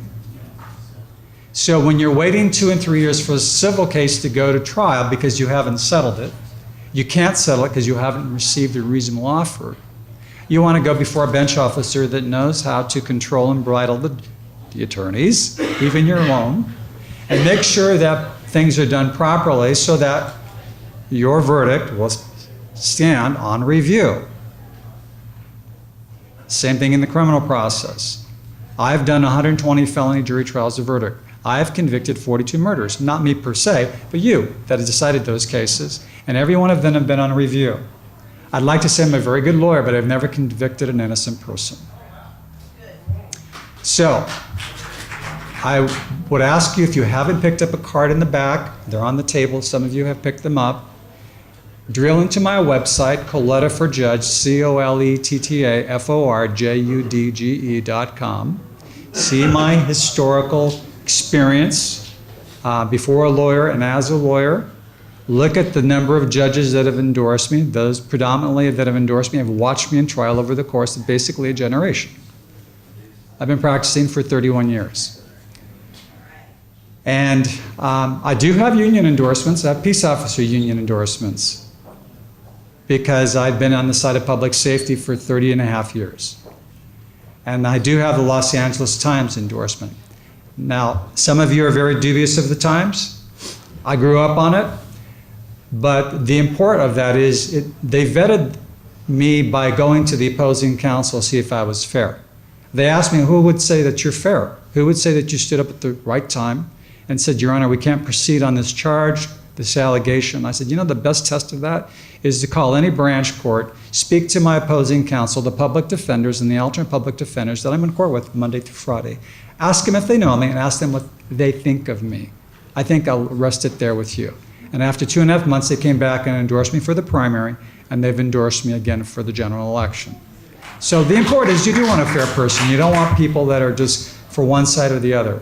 It's about being an impartial interpretation of the law, the objective application of it, and the application to all individuals irrespective of their style of life, gender, economic status, and that's what you want. Everyone wants fairness. That's what we all celebrate. So these are in the back of the room. If there's any questions, I'm glad to answer questions. Questions, anyone? For Judge Coletta? Respectively, yes. Oh, that's right, sorry. Yes, go for it. Hi, sir. As judge, how aware are you of an overall consistent philosophy of determining cases based on individual ones? So it's like if you were to hear a case and you may not want to sentence in a certain way because you had done a different thing for a different case. It's basically, how much concern do you do for individuals versus your career? All right, let me address it from my experience. I've been a criminal prosecutor for 30.5 years, and there is a standard disposition for certain charges if there's going to be a plea bargain. Do we always adhere to the same cookie-cutter disposition? No. We review each individual case on its own merits. So, for example, a person who doesn't have a record and finds himself in court for the first time, you would expect, depending upon the nature of the charge, probation is available, right? Because the vital part of justice is mercy. It's not spoken of, but that's why we have probation, so we can rehabilitate people. Hopefully they can learn from the error of their way and be restored and go back to their way of being a productive member of society. Other times, I'll be very, very honest with you, I had a Navy veteran, 59 years old, who was in custody, again, after about almost 25 years. And I thought that was unusual. He was honorably discharged. When he was honorably discharged, he did commit a robbery and went to prison. And in between the time of getting out of prison and up until more recently, the earlier part of this year, he hadn't done anything. I found out that he was a Navy veteran and he was honorably discharged, and so we have a diversion court, an alternate sentencing court. I felt it was appropriate for him to see if he qualified and was suitable and eligible to receive a 2-year program with the Veterans Administration for substance abuse, because he was, if you will, pinching from his product and selling the bulk, and a methamphetamine user, an addict, and he admitted to it, that he was selling and using, and he was homeless, and he had some other issues, and I felt that was more constructive placement of him if he avails himself to those tools and opportunities, rather than him going to the county jail for 16 months, 2 years, or 3 years. So you do have to do that, and it's necessary, and I've always done that. I don't know of anyone that really doesn't do that. There may be someone that doesn't evaluate each case file on its own, but I try to treat people as individuals, and I try to view them as individuals, and when I get to be a judge, I will do the same. I think it'd be no different now, to the extent that I'm invited to be involved. You know, if the attorneys have a plea bargain, I will adhere to the plea bargain unless it's something unusual gets my attention. If they invite the judge, it's an open plea, they're pleading open to the court, and then I will make that same assessment as I had in the past as my last 30 years. I want to know what the pre-plea report states about the individual. What are the facts? What's their record, if there is one? And try to make a fair disposition if I can. If I can't, it'll be whatever the attorneys agree upon or don't agree upon. Great. Thank you. Anyone else? Anything else? Okay. Thank you very much. Thank you for coming, Alberta. Now I would like to bring up Mr. Jeffrey Prang, who is the current county assessor, the incumbent, who is running for office on November 6th once again. And here he is, Jeffrey Prang. Thank you, sir. Thank you, and good evening, everyone. Thank you for coming to have a conversation with us this evening. My name is Jeff Prang. I'm the LA County Assessor. I was elected 4 years ago. And let me tell you a little bit about the office first. The first thing I always like to tell people is what I am not. I am not the tax collector. I do not send you your tax bill. I do not set tax rates. The assessor's job is to establish the fair market value of all taxable property. But when you get your tax bill, my name is nowhere on it. The bill comes from a guy named Joe Kelly. But every day somebody says, I just got a bill from you. So I don't know why they think that, but it's not from me. So the assessor is one of 3 countywide elected officials, along with the sheriff and the DA, and probably the less known one. The department has 1,400 employees, of which about half of them are real estate appraisers. We have a budget of close to $200 million. We're responsible for establishing the value of approximately 2.5 million parcels of property annually valued at $1.6 trillion. This generates about $16 billion in property taxes, which is allocated to public schools, cities, special districts, and county departments. I always tell my employees and anyone else who listen that in many ways my office is the most important local government agency that there is, because no other government agency gets to do their job until I've done my job. And if I don't do my job thoroughly and accurately, that means that there are revenues that should be entitled to be allocated to public service that are not being collected. So you may recall that I took over this department a number of years ago, 4 years ago, after a very troubling period with my predecessor, who spent a number of months as a guest of the sheriff. I shouldn't joke about those because it was actually very, very serious. Public confidence in the agency was shaken. Employee morale was very bad. It is important that you have confidence in the assessor to ensure that property values are being established fairly and accurately. And if you don't have the confidence they're being done fairly and accurately, then people could be assessed and they could be taxed either too much or too little. I can say that I've not had anybody object to being taxed too little thus far, but if it goes too high, that does cause some consternation. So even though the department was at an all-time low, as they say in management, sometimes when there's a crisis, there's also a great opportunity. And we took advantage of that crisis to rethink the organization and to rebuild it and to provide more public value. So let me talk to you about some of the initiatives I've done over the last 4 years. The most important one, and this may be a little bit deep in the weeds, but it's incredibly important. When I was elected, I inherited a 1970s era mainframe, green screen, DOS-based computer system. And believe it or not, that is not atypical in government, whether it be state or federal government. Replacing this technology is profoundly expensive, so they just deal with old stuff for a lot of years. But it just wasn't working for us. So all of our property files, 2.5 million of them, were still each associated with a paper file. So if you called my office downtown in the Hall of Administration, we may need to access one of a half a dozen different green screens.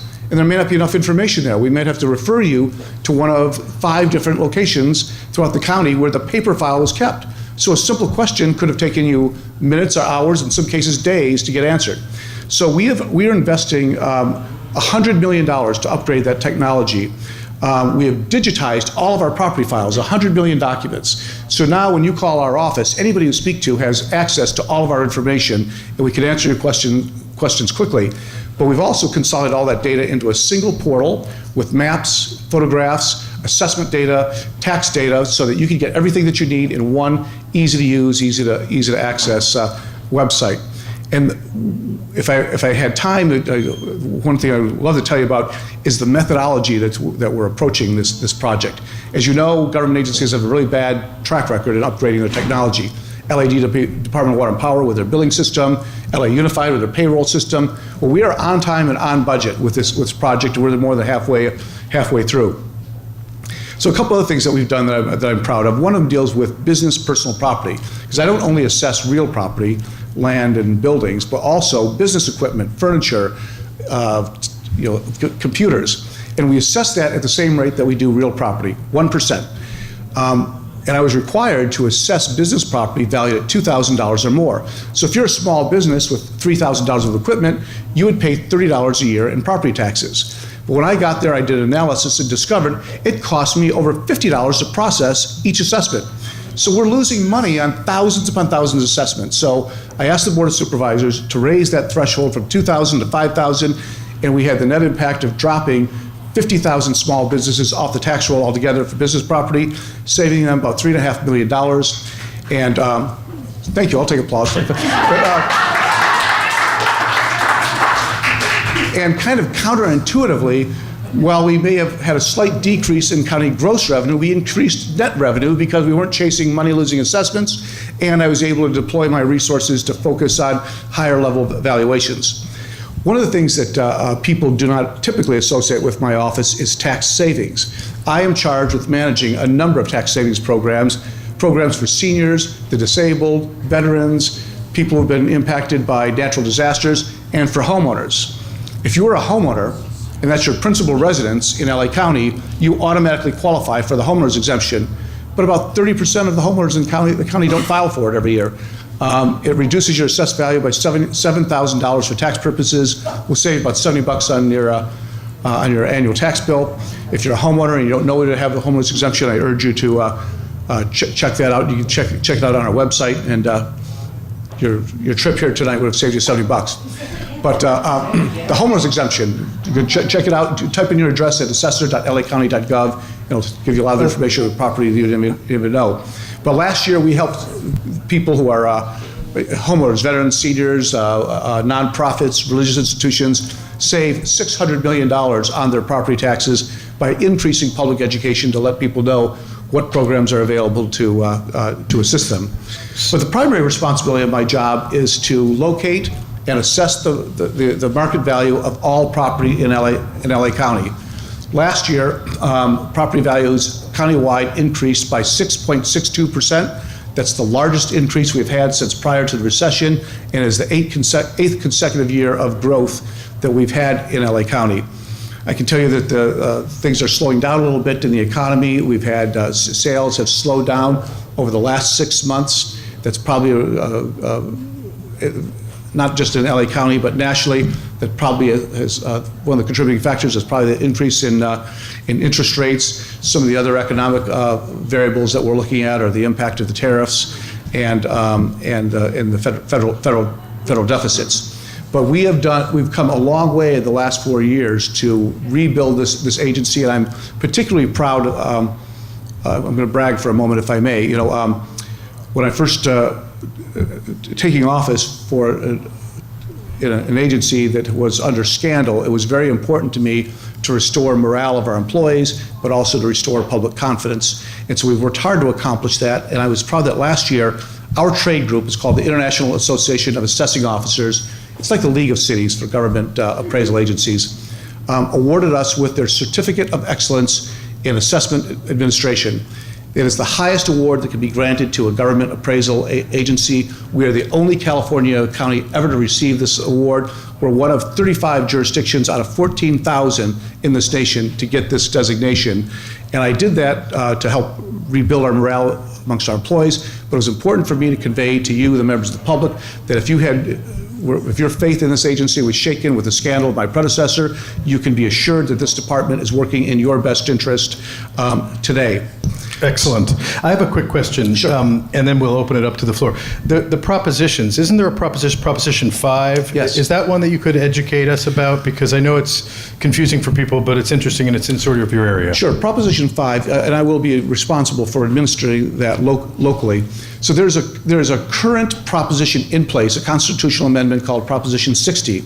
That means if you are a senior citizen and you want to move, you can take your tax base with you. So if you bought your home in 1990 and it's a low tax base, but you want to move from Studio City to Sierra Madre, you can move and pay the same taxes. You won't have to pay the taxes on the new value of your home, as long as the home that you buy is of equal or lesser value than the one that you owe. And you can only do it once. Proposition 5 was proposed by the California Association of Realtors. That would allow seniors to buy a home of any value, lesser or more, and it would allow you to transfer that base year as many times as you want. The original Proposition 60 was adopted a number of years ago under the theory that as you get older, your children move out, you might want to downsize, and to prevent the increase of property taxes from being a barrier, they would stabilize that for seniors. This would make it much more extended to a lot more properties, allow you to make your low property tax portable as long as you, throughout the state of California. Right now, you can only move your value in participating counties. It's kind of the realtors' theory is that their concern is that senior citizens aren't selling because of the low property taxes. They're staying put. They want to increase the number of homes on the market. The flip side of the coin is that local government, school districts are concerned because they rely on the transfer of property to reassess, to be reassessed and create more revenue to support their budgets. Do you have a position? I will say I don't believe I have enough information. I don't know that I buy the realtors' argument that it won't have a fiscal impact. I'm a former city council member. I was a council member in West Hollywood for 18 years, and I'd really want to make certain that it was at least revenue neutral, and I'm not been persuaded by the evidence that I've seen thus far. But I am. My job is to fairly enforce it if it's adopted. I think it's going. My guess is it will probably be adopted. It is going to have an impact on my department. It will cost me. It'll require me to hire additional staff, and there will be an expense required to enforce that law. Thank you. Questions from anyone in the? Sure. Step up to the mic, sir, if you don't mind. Thank you. Just quick. Do your metrics include crime statistics in the neighborhoods too? No. Now, my job is pretty narrowly defined. We are essentially real estate appraisers. We establish the value. And one of the things, just as a side, if you do illegal construction and we see it, we'll assess it, but that doesn't make it legal. The city could come in and tell you to take it down. Do you have an opinion on whether the repeal of Prop 13, which has been kicked around by several, including our one potential Democratic governor candidate who said that that's on the table for a measure for him, versus opening up and deregulating the ability to build more housing? So in other words, which one would make more money for Los Angeles County? Would repealing Prop 13 or would by allowing more housing to be built? Well, let me first say that there's this common misconception that somehow that a county assessor is the protector of Prop 13 and that we have some sort of special insight. We don't. That is a policy determination. I'm simply an administrator. I am to Proposition 13 what a CHP officer is to the penal code. I don't make it. My experience doesn't necessarily give me any special insight or value that you should rely on. And I know all the other county assessors, and we don't want to rely on us. But what you were talking about with the change, with I think the issue that you're referring to with the change, I don't think there's a proposal to get rid of Prop 13, Depends on who you talk to, but. Yeah, I think I believe politically any effort to repeal Prop 13 is probably a pretty tall order. There is a proposal that qualified for the ballot in 2020 that would create what's called a split assessment roll. And under this proposal, if it's passed, residential property would continue to be assessed as it is now under Prop 13, but commercial and industrial properties would be assessed annually based on market value, or possibly cyclically. So that could be a rather dramatic increase in property taxes to commercial industrial property owners. I believe that's going to be a very controversial project. Obviously, Prop 13 is the third rail in politics. My own experience from traveling around the county for the last 4 years and talking to people is that the argument to reform Prop 13 is a much harder sell than status quo, and I think that's probably going to be an uphill battle for them as well. I'm not excited about, I think most of us can agree that there are probably some inequities in the current law that we can address. One of them deals with something called legal entity ownership. I'll give you an example of that. Fairmont Hotel in Santa Monica was owned by a same group for a number of years, and it was purchased a few years ago. Its Prop 13 value was $80 million, but the new purchaser was going to spend $250 million. So the property taxes would have increased by more than triple. He didn't want to pay that much of an increase, so what he did is he put together a limited liability corporation between he and his wife and his kids, and they all owned a minority share. So then they bought the hotel through the LLC. Even though 100% control changed, 50% ownership didn't change, which is what the law says, and so it wasn't reassessable. And even the Howard Jarvis Taxpayers Association will say that Prop 13 was not intended to create property tax avoidance, or it was not a loophole to avoid taxes. It was intended to stabilize property taxes. And I think that is an area where most people agree that that's inequitable and we should close that. But I think piecemealing wide-range tax policy is about as wise as putting up cul-de-sacs on busy streets. It doesn't solve the problem, it just moves it somewhere else. Fair enough. Any other questions for the assessor? No. Yeah, a couple questions. Thanks. So in the wake of the previous scandal, my understanding is that the assessor was handing out inaccurate assessments to cronies or whatever, friends. In the wake of that, were those properties reassessed? So a lot of work was done prior to my election because he was on leave for about 2.5 years, the final 2.5 years of his term. So the department did go back and look at every valuation that he had been involved in. We went through and looked at all the properties that were associated with the scandal. Anything that was incorrect was corrected. We've since implemented a number of security measures that would prevent those sort of abuses from happening again. And our new technology system is so tight with security that it would be almost impossible to have any abuse. Plus, we also narrowed the range of responsibility decision-making so that there's a graduated level of review depending on value changes. If there's a reduction of more than 5%, it has to go further and further up the chain of command to make sure there's a number of eyes and supervisors looking at it. Thank you. Brian, did you have a question? Or up front? No? Okay, good. Sure.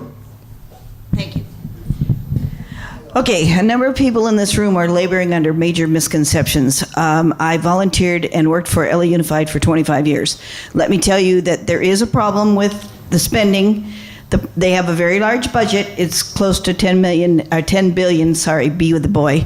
But I will tell you that it's not just the money, but rather the size of the district. And I know many people here wanted to split it up just like they wanted to split up LA from the Valley, without thinking about the consequences and what would happen in the future if that happened. But you need to know that, for example, I heard someone say, well, with school choice, the parents will get the money. Wrong. They will never get the money. With that recommendation was the fact that if that had passed, the money would go to the school directly that the parents chose, never to the parents directly. It will never happen. It would go to the school, but not to the parents.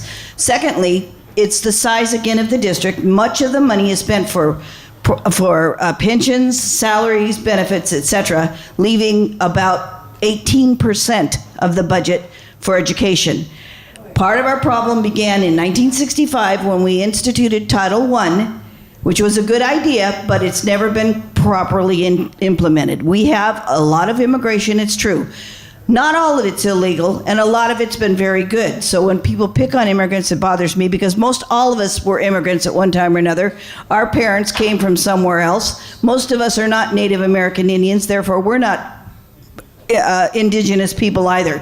The bottom line is you have to quit pointing the finger and saying it's all this person's fault or this party's fault or whatever, and try working together to solve the problems. You'll get a lot more accomplished in that manner. Thank you. Yeah. Okay, well, Mr. Prang, anything you'd like to tell us about the propositions on the ballot other than 5 that you're strongly in support of? If you had one to try to get the word out, we'd be happy to hear, because we are about to hear from some folks about propositions who've come down to address, so we're happy to hear from you as well. I don't have anything additional to add at this point, but I appreciate the opportunity. Would you have be a here comment to- on yes or no on 10? This is the big rent control one facing, we're so confused, people on the both sides. Anything to add to the conversation on that one? I don't have anything to add. Those at this time. I am focused on getting me reelected. And, yes. Okay. And I will. And for the record, we did invite your co-star or your challenger, so to speak, and he did not respond. Right. But we will make this available on our Studio City YouTube Neighborhood Council YouTube website, and we're very happy that you came to join us. Thank you so much. Thank you.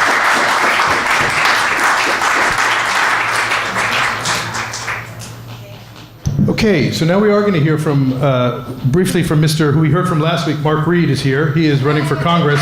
And immediately following Mark is going to be a representative from Governor Cox's office who's here, and from Eleni Kounalakis, and from Measure W and some others. Go ahead, Mr. Reed.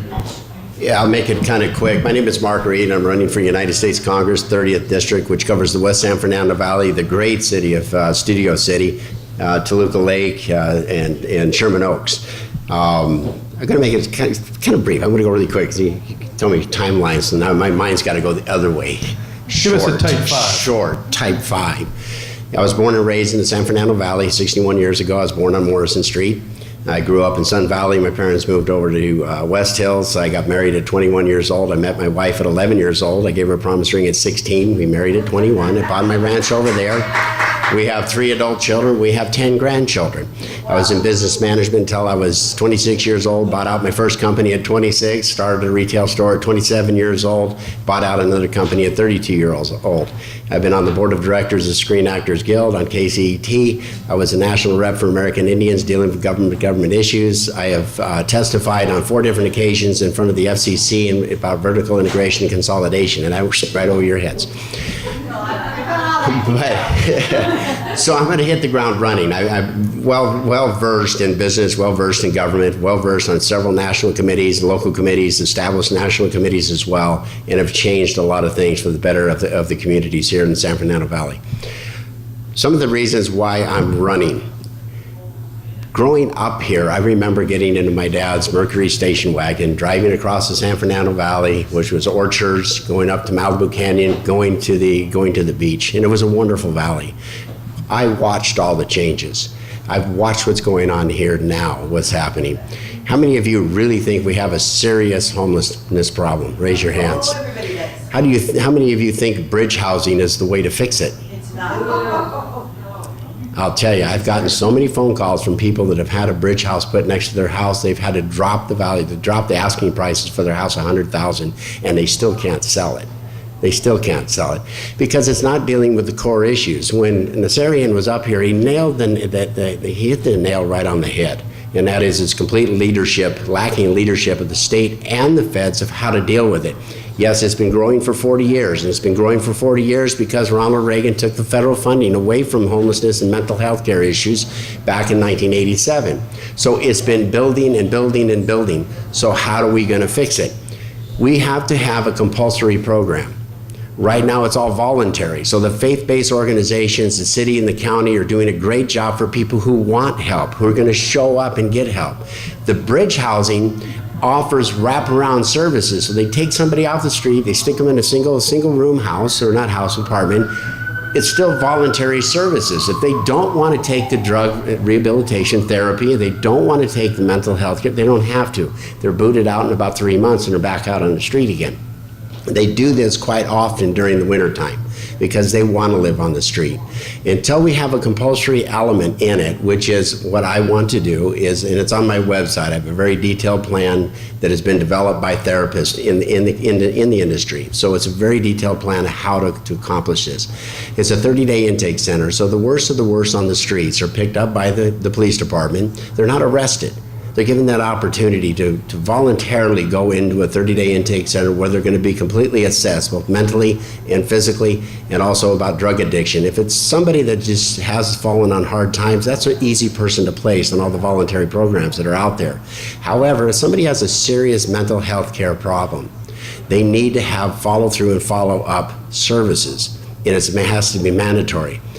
The reason why I know this, I'm going to share a little personal story.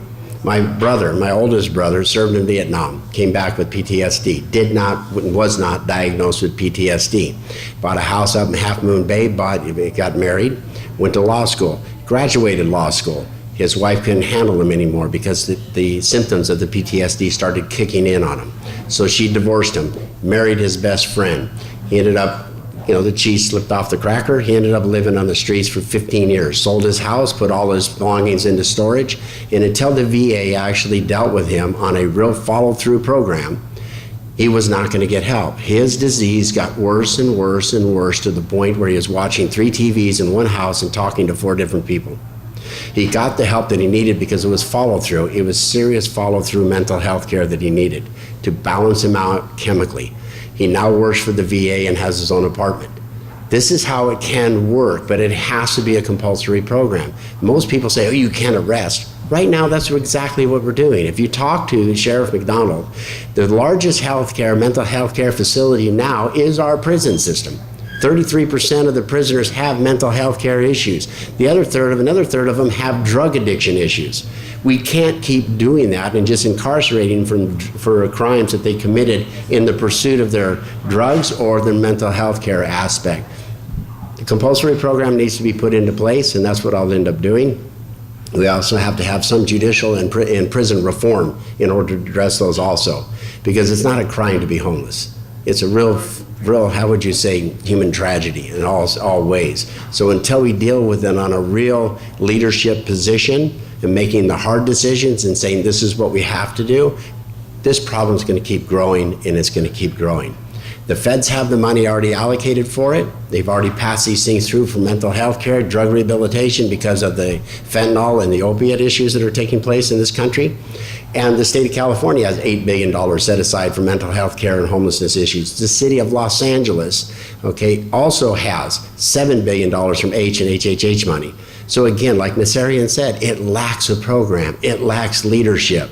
Where is it at? It's definitely not in the office of the 30th Congressional District, because if you ask anybody in the district, what does the federal government do for you? You'll say, well, nothing. But it's not that the federal government doesn't do anything for you. They have a tremendous amount of influence in your life. It's the person that I'm up against is doing nothing for you. So it's going to take that leadership to sit back in this community and say what is needed, what is really needed right here. That's what I intend on doing, being a lifelong resident of the San Fernando Valley and a well-versed individual on a multitude of things. I'm going to open it up for a couple questions. Great. Line up. I have my cards back here. You can get a hold of me from back there on the table. Yes, sir. Many of the issues, the problems we're facing aren't due to government, but are due to accelerating technology. For instance, many of the people in here, including myself, have been driven half crazy by social media. Me too. Yeah. Me too. Okay. And yet you're spending hours. Anyway, if you're well versed with what works with homelessness, but what will you do in Congress to build bridges between government and technology, and not just being business friendly, but making sure that government isn't belligerently ignorant about science and technology? This is where a committee needs to be really put together within Congress to deal with it, because most of your congressmen, very similar to myself, I'm 61 years old. If I wasn't running for office, I wouldn't have Instagram, I wouldn't have a Facebook site, I wouldn't have all this.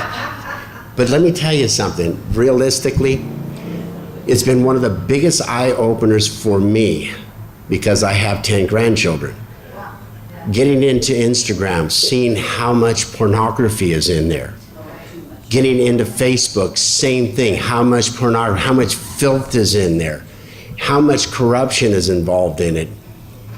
It shocked me to death, okay, because I grew up in an era of time where Playboy had to be put in the cellophane bag on the thing so the kids couldn't open it up. But now the kids have their own computers at school. They can get into all of this stuff. There's no blocks on those. They can get into it all. And it boggles my mind. So realistically, yes, there has to be a new congressional committee that is set up to deal with that and how to direct it, how to interface with technology, and primarily the social media aspect, communications. I fully agree with it. After being shocked to death after seeing what I saw with my grandkids, it was like, whoa. You have a question, sir? I should have deferred to my wife. I'll hear about this later. That's all right. I've been married for 41 years, so I feel you. I have 5 years on you.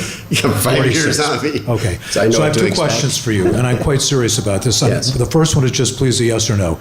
Are you a supporter of President Trump? I'm not, because I might consider voting for you, although I'm a law and order centrist. Let me qualify this for you, okay, because it's a difficult question. And I'm on record saying exactly what I'm going to say now, going all the way back to 2016. I think he's an arrogant, brash blowhard. He's a difficult personality to get along with. Some of his policies are extremely great. I really like policies. I'm a policy guy. I look at straight policies. So when you look at his policies of a $10 trillion being added to our gross national product, our economy, you look at 4-point plus GDP growth for the last 4 quarters. We're at the lowest unemployment rate in 50 years. In overall, in the African American community, Hispanic community, the white community, and the black community, these are good policies that are working. Do I agree with them all the time? No, but a congressman's not supposed to. The congressman is supposed to have oversight. That's what a congressman does. The whole congressional body oversees the Senate, oversees the presidency and policies. What are we supposed to be doing? So it's a very broad question you asked, and I hope I answered it well for you, but I'm on record. I'm not just saying that for you. And the party's gotten after me about it. It's like, you should vote in. No, that's fair enough. The other thing is this. What I'm not understanding is, and I've attended a number of Public Safety Committee meetings. My wife is on it for Studio City, and I've gone to the council meetings. You're going to be a U.S. congressman if you're elected. Yes. But the problems we have here with the homeless, et cetera, are all about state laws, local ordinances. So how are you going to actually, as a congressman, impact that? And I see that you're pretty upset about it. How are you going to impact that as a U.S. congressman? As you listen to, and my family are cops going all the way back to my great-grandfather was a retired sergeant from LAPD. My district deputy is going to be a retired detective out of Devonshire Division. He's actually going to cut his career short by 3 years to run the district office to interface both with local law, city of Los Angeles, and with the federal. The feds have a lot of influence in it. And like I was pointing out, if you look up Utah established a homelessness program, okay, to deal with the vast homelessness that was there. They cut it by 91% in 2 different counties using federal funds, creating a federal program. Once they showed that it was working, they interfaced it with the state, and then they worked together. Right now, the state is so overwhelmed with the mental health care issues, each patient costs $228,000 a head. That's why they don't want to do anything. It just costs too much. The laws are on the books. Laura's law is on the book already. We can take over conservatorship of anybody that is deemed mentally incapable of handling their own lives or deemed a danger to themselves or the community. The law's on the books, but we need funding. The feds have allocated the funding out for mental health care and drugs. The issue is there's no program to put it into. So where do we put the program? Where's the program coming from? So within my office, I have a team of therapists and psychologists that are developing these programs, whether I interface directly with the state, the county, or the cities to do it. I'll create a pilot program, I'll guarantee you that right now. It's not that I'm upset about it, it goes both ways. Your taxpayer is paying anywhere from $13,000 for a $1 million house up to $30,000 for a $2-3 million house. They have rights just as much as the homeless person. Like I said, the homeless person, it's not a criminal act to be homeless. It's a human tragedy. And there's a multitude of reasons for it. 3 categories, basically: mental illness, drug addiction, or you've fallen on hard times. And there's subsets to all of those as well. But until we start really addressing it, seriously addressing it, it's just going to get worse. Yeah. And like I said... Marcia, did you have a follow-up? Yeah.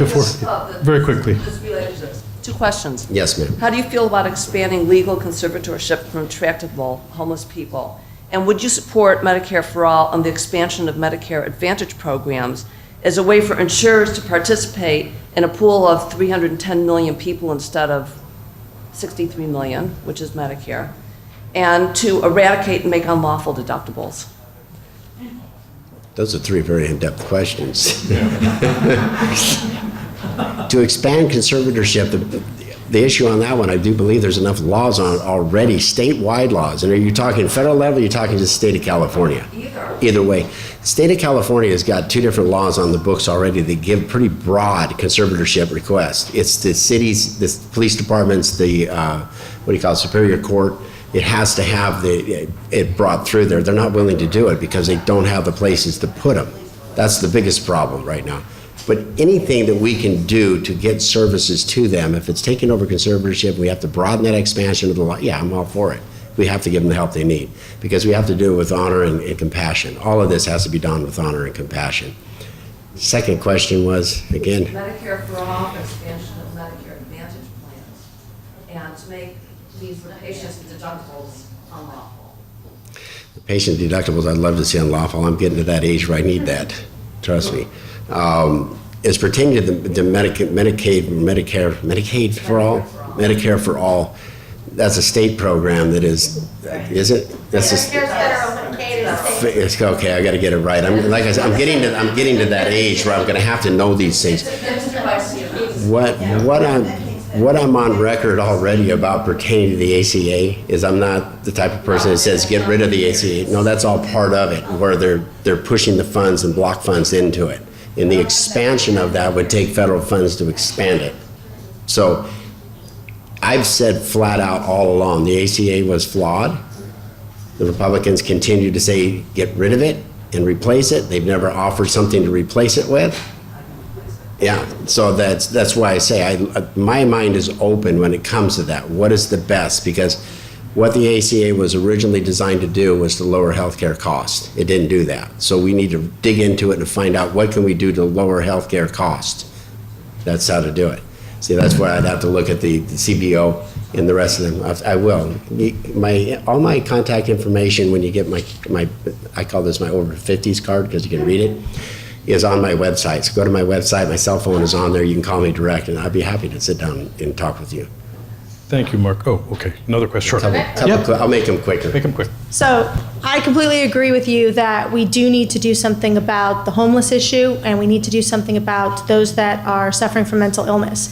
What do you have in mind? And I know that you have it kind of extensive on your website, so just kind of maybe a boilerplate nutshell, but what do you have in mind to prevent and protect the overreach of conservatorship and to ensure protection of rights so that those that shouldn't be actually put under conservatorship or that actually still are sane and are not in need of compulsory care still have their rights protected? So where's that balance for the individual? This is where the 30-day intake center would really cover quite a bit of that, because we're not taking over conservatorship. It's more of a voluntary, involuntary program to where you contact the family of the individual. And if the family of the individual says, look, we kicked our kid out because our kid was off, there was no services, nothing, we're going to go broke, we couldn't do anything, he's been living on the streets. A lot of people our families are forced into buying the motorhomes that we see on the streets right now for their kid because there's no services, there's nowhere for them to go. Cost of housing is outrageous. So in that 30-day intake center, you're really doing a massive assessment on the individual to find out what's really wrong. If the person fits into that category of having a conservatorship, then you have enough information to justify it in a court. Thank you. Victoria? I have two areas of concern Okay. that are actually federally related. Yes, ma'am. One is, would you support a VA card like a Medicare card? I've had recent horrific family experiences with the VA, and something has to be done there. Okay, I'm going to answer that one real quick. I'm 1,000% behind a new boot out program where 6 months prior to leaving the military, they're given a complete assessment of service-related issues. They're given a basic platinum card that has all their benefits on there, and they can go to any doctor anywhere on the face of the earth. Okay, period. And if they have something else that shows up that is a service-related issue, they go back to the VA, they get reassessed, and that included benefit is put on their card, and again, they can go wherever they want to. Because my family being all military, the VA system is not just about physical health care, it's mental health care. In the current VA now, okay, they have 3 psychologists that are handling 6,000 patients. They terminated the intern program there, and they do not intend on hiring any more. We need to give our veterans the services and the benefits that they worked for, they earned, and they subjected themselves to, and I'm all for that kind of a card. Second question. The other is also a federal problem, is what do you think could be done to begin to resolve the problems in the Middle East? I think right now what we're doing now is exactly what needs to be done. You have to stand up strong, and it's financially strong more than it is militarily. Because when you look at Iran, the Iranian military, we can take out their navy in 2 weeks. You can take out their air force in 3 weeks. You can bomb the living tar out of them. You know what? They're still going to come back at you. So the policies that are taking place right now of going after the imams there who have $85 billion in their back pocket, going after their wallets is the best way of going at it because they want to keep their money. So I'm all for that. What's happening in the rest of the Middle East, it's the same thing. The policies he's implementing under Mike Pompeo, because it's not just, President Trump has a vision. Okay, then he hires the right people to implement the vision. Mike Pompeo is going after the Middle East and the players in the Middle East financially, and that's what has to take place. It's the same thing with Russia. He's going in there, all the oligarchies there, he's going after them, he's putting the sanctions directly on them and not necessarily the people, so it's getting the attention of the leadership there. That's the same thing he's doing in the Middle East. In whatever we do, and I thank God that this president moved the embassy to Jerusalem.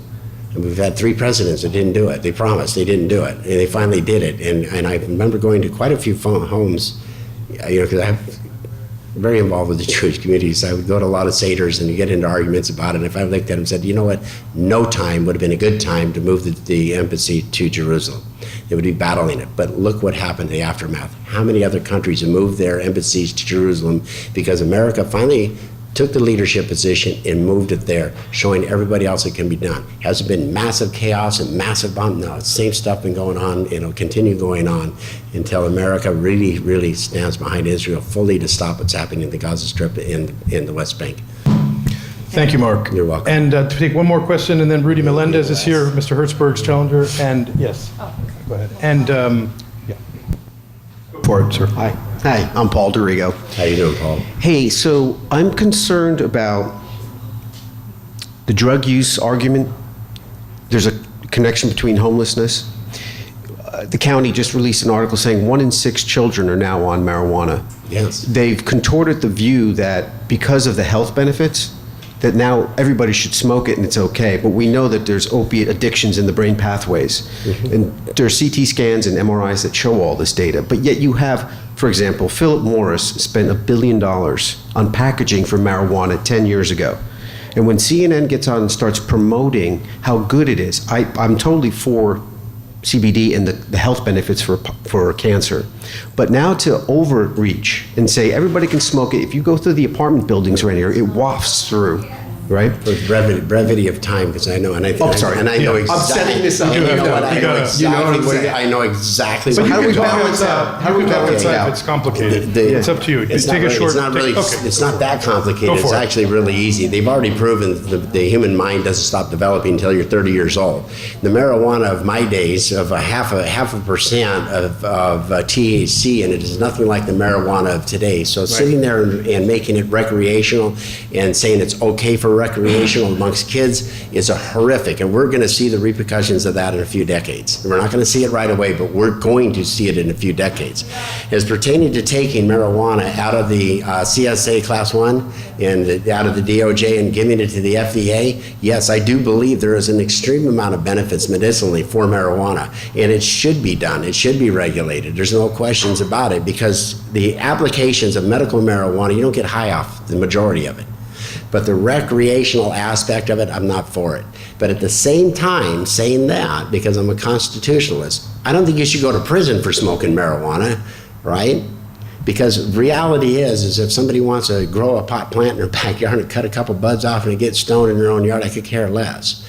But making it okay, because I was standing on the street passing my cars out there. I would say every fourth car that drove by was smoking marijuana. Which is illegal. That's being under the influence. Because it's, it's a DUI all in itself. That's right. So getting this social acceptance, this is recreational use is okay. No, it's not. Especially when it affects others, right? You violate their civil liberties for what they think is some That's why laws are on the books. Okay. Because my civil rights and my civil liberties are protected so long as they do not infringe on somebody else's. And if you're stoned driving around a car, okay, you are infringing on somebody else's civil rights. I mean, to be protected. Right. I mean, Okay. Thank you.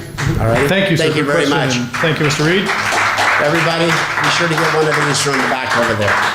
Right. Okay, so who is here to speak on propositions or for other candidates? Maybe you could all come forward and we can hear from each of you in this session. Here we have the speaker from Eleni Kounalakis. If you briefly introduce yourself and tell us what we need to know. You could sit down. Yeah, sure, sit down. And we have from Tree People, Carlos Moran is here to tell us about Measure W. Okay, have a seat, and we'll go one at a time. And we will have some questions for you. You're next. Which one are you? Oh, great, Karen. Great. Isabel. Right, exactly. Sure. You want to go after them, or you want to pull up a chair? Go pull up a chair. Okay. Rosalba Gonzalez, who's speaking on behalf of the California Democratic Party. She's here from Los Angeles County. Los Angeles County Democratic Party. Great. And you can introduce yourself. Greetings, everyone. Dallas Fowler. I'm the Southern California Director for Eleni Kounalakis' campaign for Lieutenant Governor. All right. Thank you. got some. Hello, fans. everyone. My name is Carlos Moran, Senior Director at Tree People.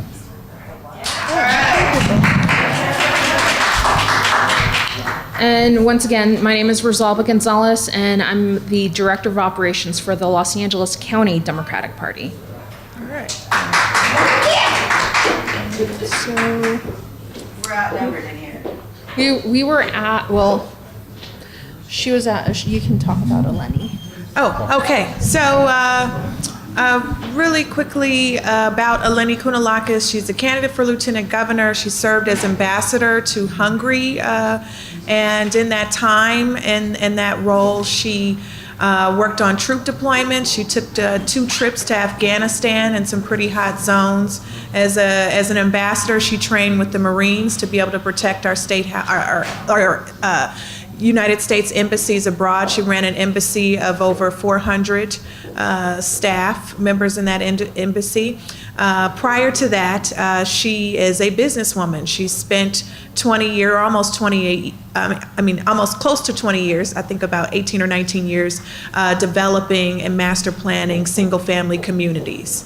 That was her family's business. Her father came here from Greece at 14. He worked in the fields as a farm worker, worked his way up, was able to pay his college tuition at Sac State at $62 a credit hour, and $62 a semester.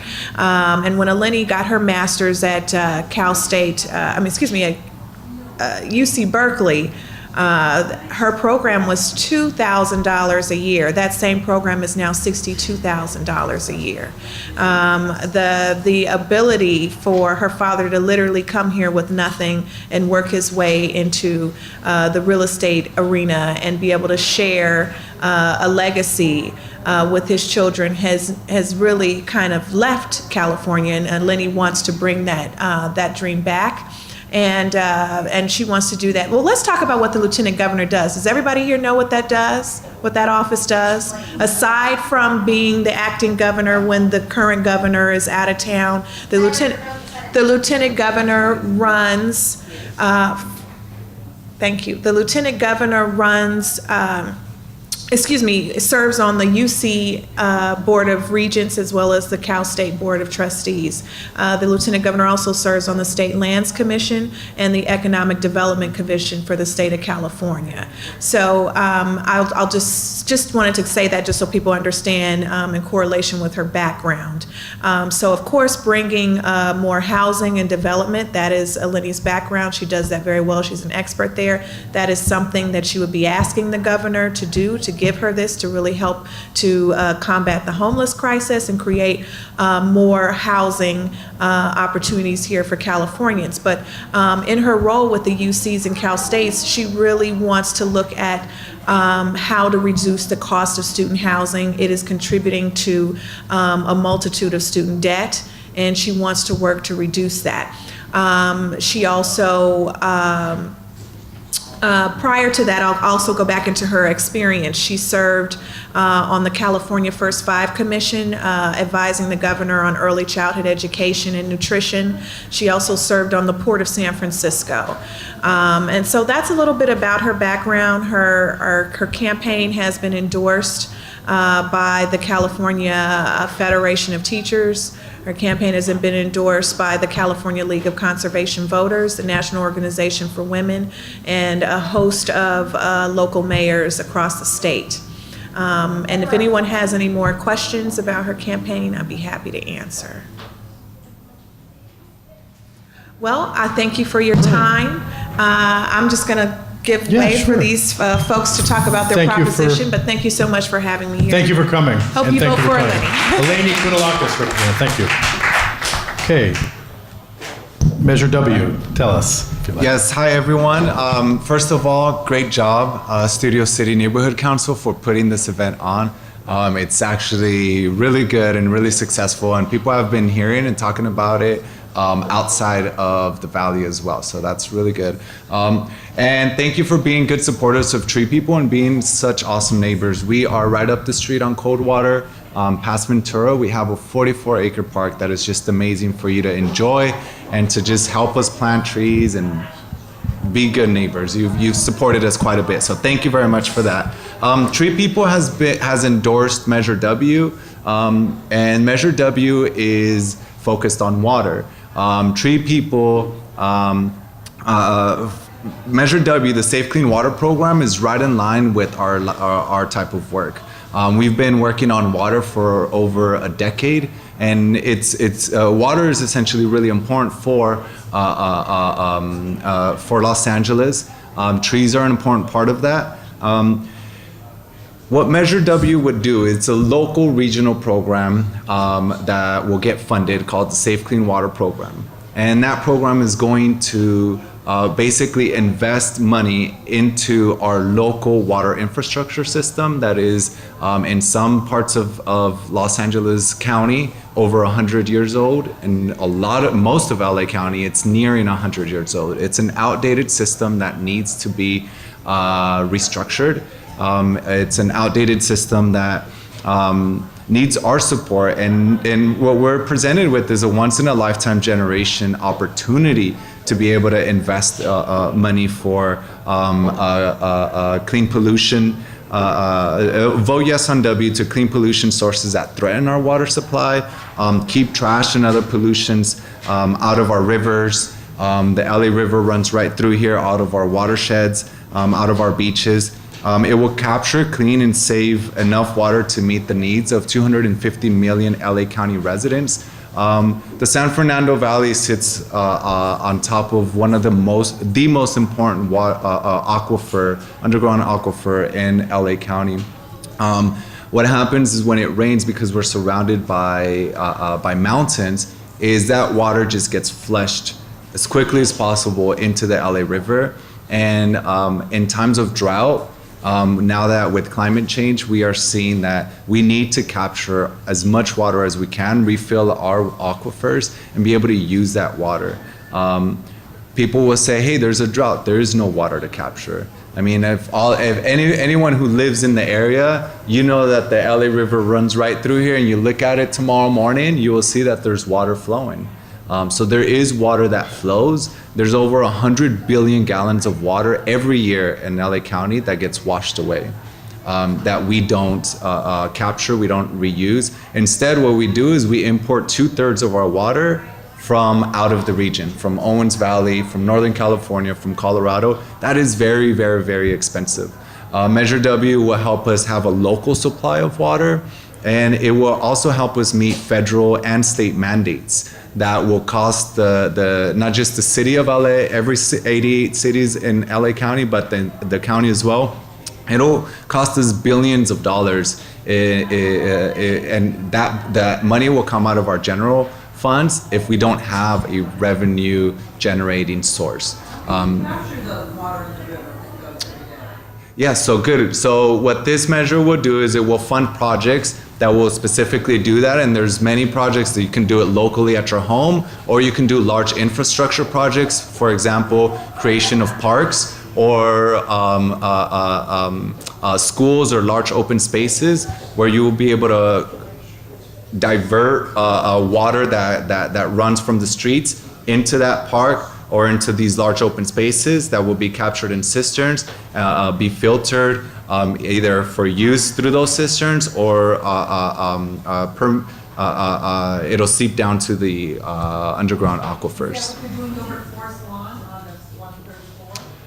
I don't know about that one, but for example, Sun Valley is a big popular one here in LA because it's close to the Angeles Mountains and the San Gabriel Mountains. But the whole park there was generated, it captures hundreds and hundreds of millions of gallons of water. There are schools that will be able to redo their fields. There'll be funding for the schools to redo their fields to be able to capture water. At our park, Coldwater Canyon Park, we have a cistern that captures 216 gallons of water. And it will do that with just this one morning of rain. We will be able to capture that much. And it's all underground. I got one. Yes. Okay. Is Measure W the one where there's a parcel tax attached? Yes, so the way that this is... Hold on. Yeah. Okay, because we're all taxed to death. We may want it, but that's one of the major obstacles. Yes, Second agreed. one is how will you clean that water? Because if it's not properly cleaned, instead of helping us, you can make people very ill. Yes. So the first part, it is a 2.5 cent parcel tax on impermeable surfaces. So this is like your roofs, a driveway that is not permeable. It is, you'll get assessed, it's through a LiDAR scan that the county is doing. With that parcel tax, it will never, 2.5 cents is fixed over the course of the life, so 30 years is the life of this, so it will never go up. The average home in Los Angeles is going to be about $80 or less than $7 a month for this tax. The return that we'll be able to get is a more climate. We'll be able to have sources of water. We'll be able to do our infrastructure. For example, I live in North Hollywood, right down the street. My home, traditional Valley home, I'm gonna pay $68 a year. I live in Van Nuys and it's very poor. Yeah, yeah. And a 2-bedroom, 1 bath, and I still have my 29-year-old son living with us because he can't afford to move out. Yeah. And I won't throw him on the street like the one politician said. I have an older son who lives out of state, he's married and has 6 kids. They're not even his, he married an older woman. I raised my kids properly, but I will not do that to them. In turn, he helps me, given the fact that I'm handicapped, which I was not before. But the long and the short of it is, housing is a big problem. Absolutely. Taxes are a big problem. Everything that you heap on us, especially we older citizens, makes it that much harder because we aren't a fixed income. So when you raise those taxes, where are we supposed to get it from? And therein lies the biggest problem. So Yeah. a large segment of the population are senior citizens. You've got a lot of your age group, you got a lot of in-betweeners, but you have a lot of us. And we don't have a lot of money. There is very good point, yes. DWP rates just keep going up. Yeah. Right, we'll avoid DWP rates going up. So you do get They have a lot of money. So you do get, so there's a back and forth balance, specifically for seniors. I'll address that comment. There is tax credits or you will have reduced amounts to pay for that. Part of the reasons why we have such high costs is because we're importing all of our water and it costs so much money and it's the single source of, like, the largest source of energy use is to import it. So by having something local, it will even that out. And as far as cleaning the water, that's exactly what this will fund. It will fund projects that will do exactly that and have monitoring and have all of the standards in place that will ensure that we have safe, clean water. Because right now we don't have safe, clean water. No. Our aquifer in San Fernando, it's polluted. That's why I measures. buy my water. I don't take it from the faucet. I haven't in years. Yeah, Measure W will help clean our waters. Sure. And I may be, my facts might not be right, but, a microphone. Harvard Westlake purchased the golf course. Yes. And before they purchased it, there was talk about making that into, I believe, parking lot? No, it was all about, not housing, but there was an alternative plan to make it into an aquifer. Oh, yeah. Oh, okay. And that just never went anywhere. I don't know why, but it seems like now the easy solution is just to tax us for something. So there were things in place that this plan was not hidden. Right. But our councilman could have stepped in and supported this other group that was trying to do that, rather than give it to Harvard Westlake, who I believe that he got campaign contributions from. So this stinks. I mean, this stinks, and I say, forget it. This is a bad plan. Yeah. So with the Measure W, with the funds, what it will do is it will also expand parks. It will expand wetlands. So that project that I guess was expanding parks. There's I travel on Highway 46 a lot. There's a park out there called the Wonderful Park. I'm from Paso Robles. Okay, it is killer. It is nicer than any park I see in Los Angeles. And I hear it was built for like $1 million or $2 million.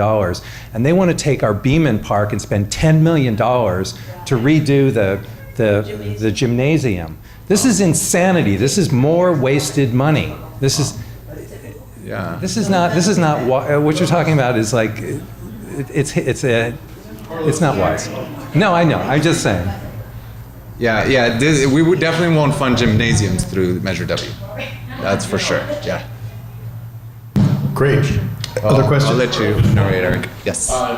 We're guaranteed to pay an additional $80 a year in taxes under W, the average homeowner.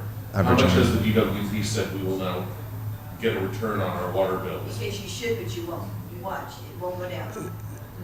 So this is a county program. It will be administered by LA County. It takes a regional approach. There is DWP only manages Los Angeles City. There are dozens and dozens of other water districts that manage other parts of the region. So, when it comes down to how much DWP is gonna lower all of the cost to LA residents, there is no formula for that. What there is that it will force LADWP to install projects or to work on projects that will focus on our local water supply as opposed to spending money to bring it from Northern California. So the short answer is we won't see any savings. Correct. Because there is The projection is that we will. I just don't know how much. His name starts with the letter D, like David, DRC, who is, or was, he might not be any longer, the head of the union that represents LADWP. And people were saying things here about unions earlier. Some are good, some are not so good. That's one that's not so good. As I'm sure everyone in this room knows, DWP makes the most money of any municipality or organization working with the government anywhere. When you have a janitor that makes $100,000 a year, God, I'd go do it for him for that kind of money. That's ridiculous. But because of that, then the city employees got all upset and said, hey, how come they're making that kind of money and I'm not making that kind of money, and they all wanted to go jump ship and go work for DWP. The bottom line is there is an unfortunate amount of corruption, of this kind of stuff going on that you can't do anything about. But while you are doing what you want to do, and we like you, don't get me wrong, the county itself has way more money than the city does. Okay?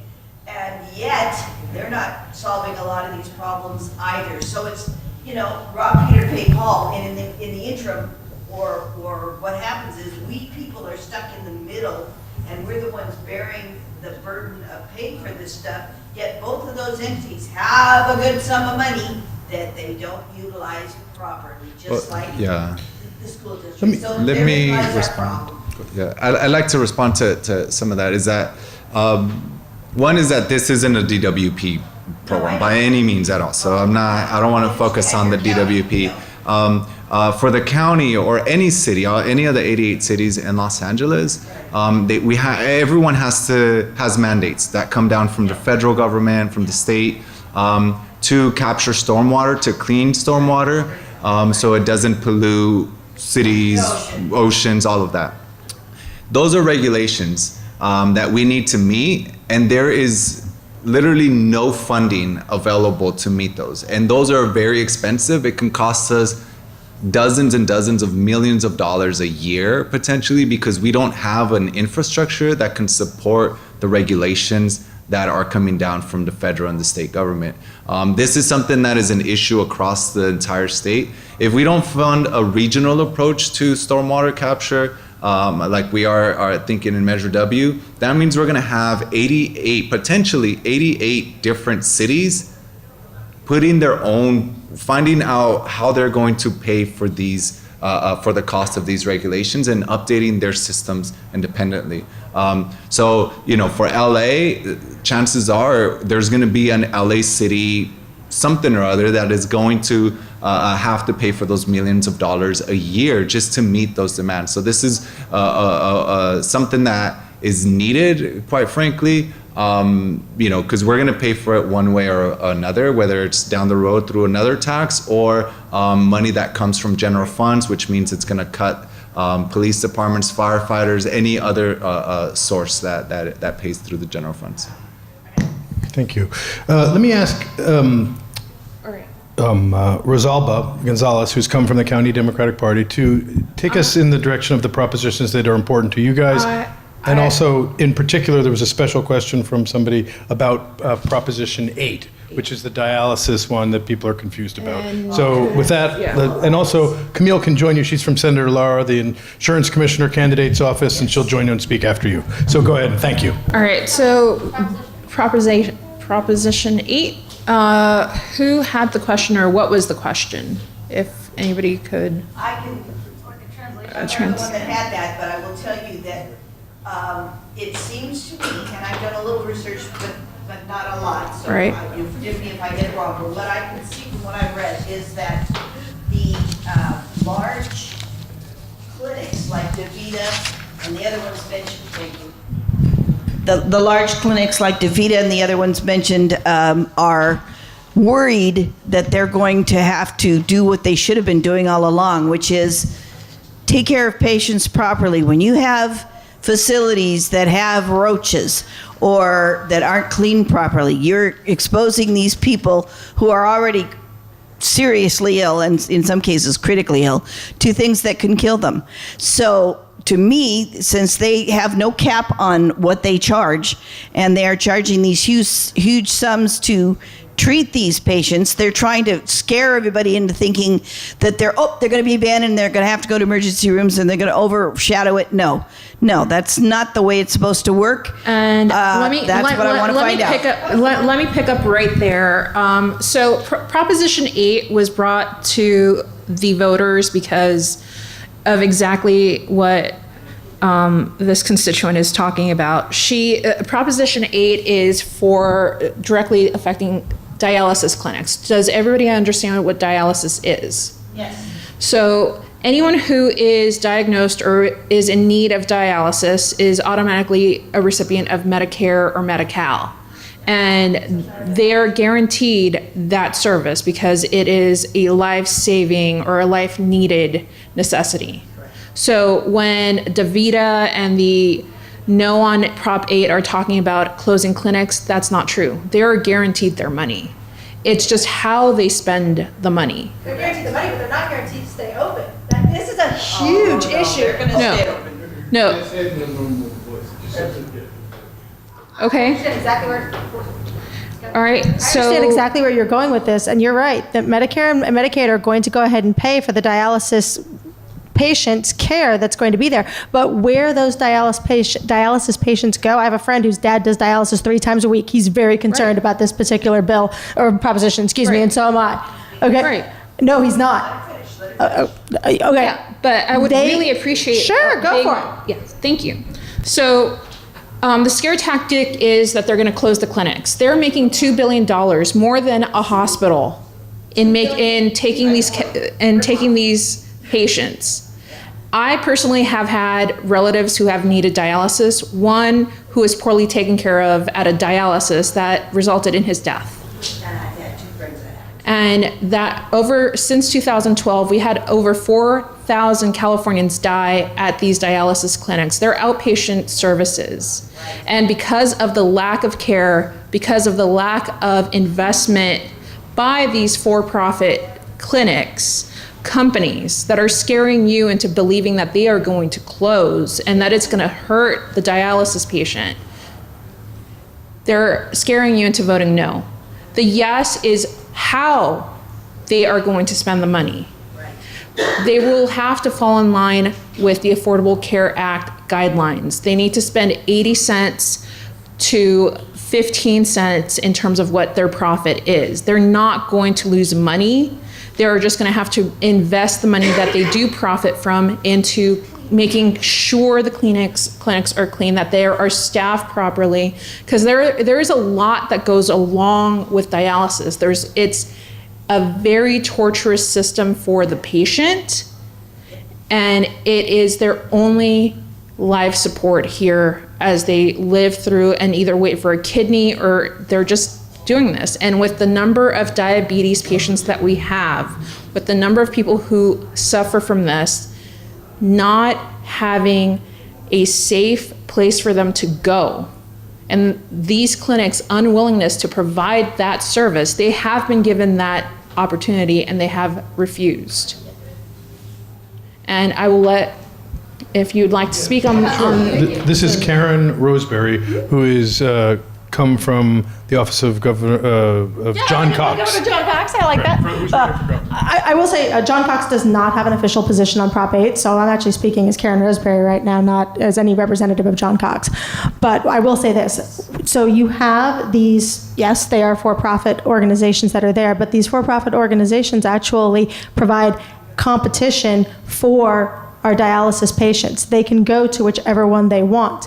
If you shut them down, then there will not be competition amongst them. And yes, they actually will shut down. And this is coming from the employees at these organizations, at these locations, that are telling their patients and asking their patients not to vote yes on this. They want the no votes. This actually was put on the proposition by an attempt to unionize these particular employees that are not actually in favor of this, because they actually are receiving, adequate salaries. They like providing care for their patients. Their patients are well cared for. And if there are places that are not getting that level of care, and if there are patients that, there are occasions of whether it's roaches or whatever that a case may be, what we want to see are more of these organizations and more of these places that dialysis can actually take place, so that they don't have to go to the bad one. It's like, oh, this one stinks. I'm not going to give them my Medicare or my Medicaid money. I'm going to go to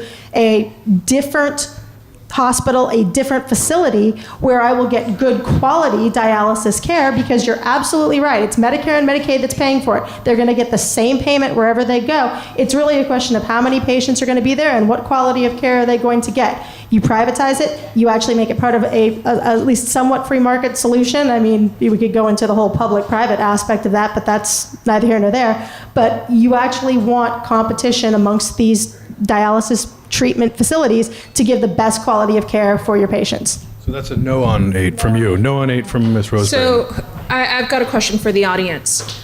What are the clinics that you see that are dialysis out there?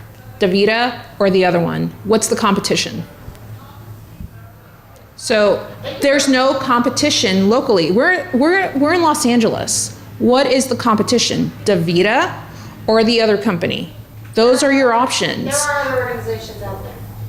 Right, but are they made known to the patients? Not necessarily. If you don't like them, then they can go to them, though.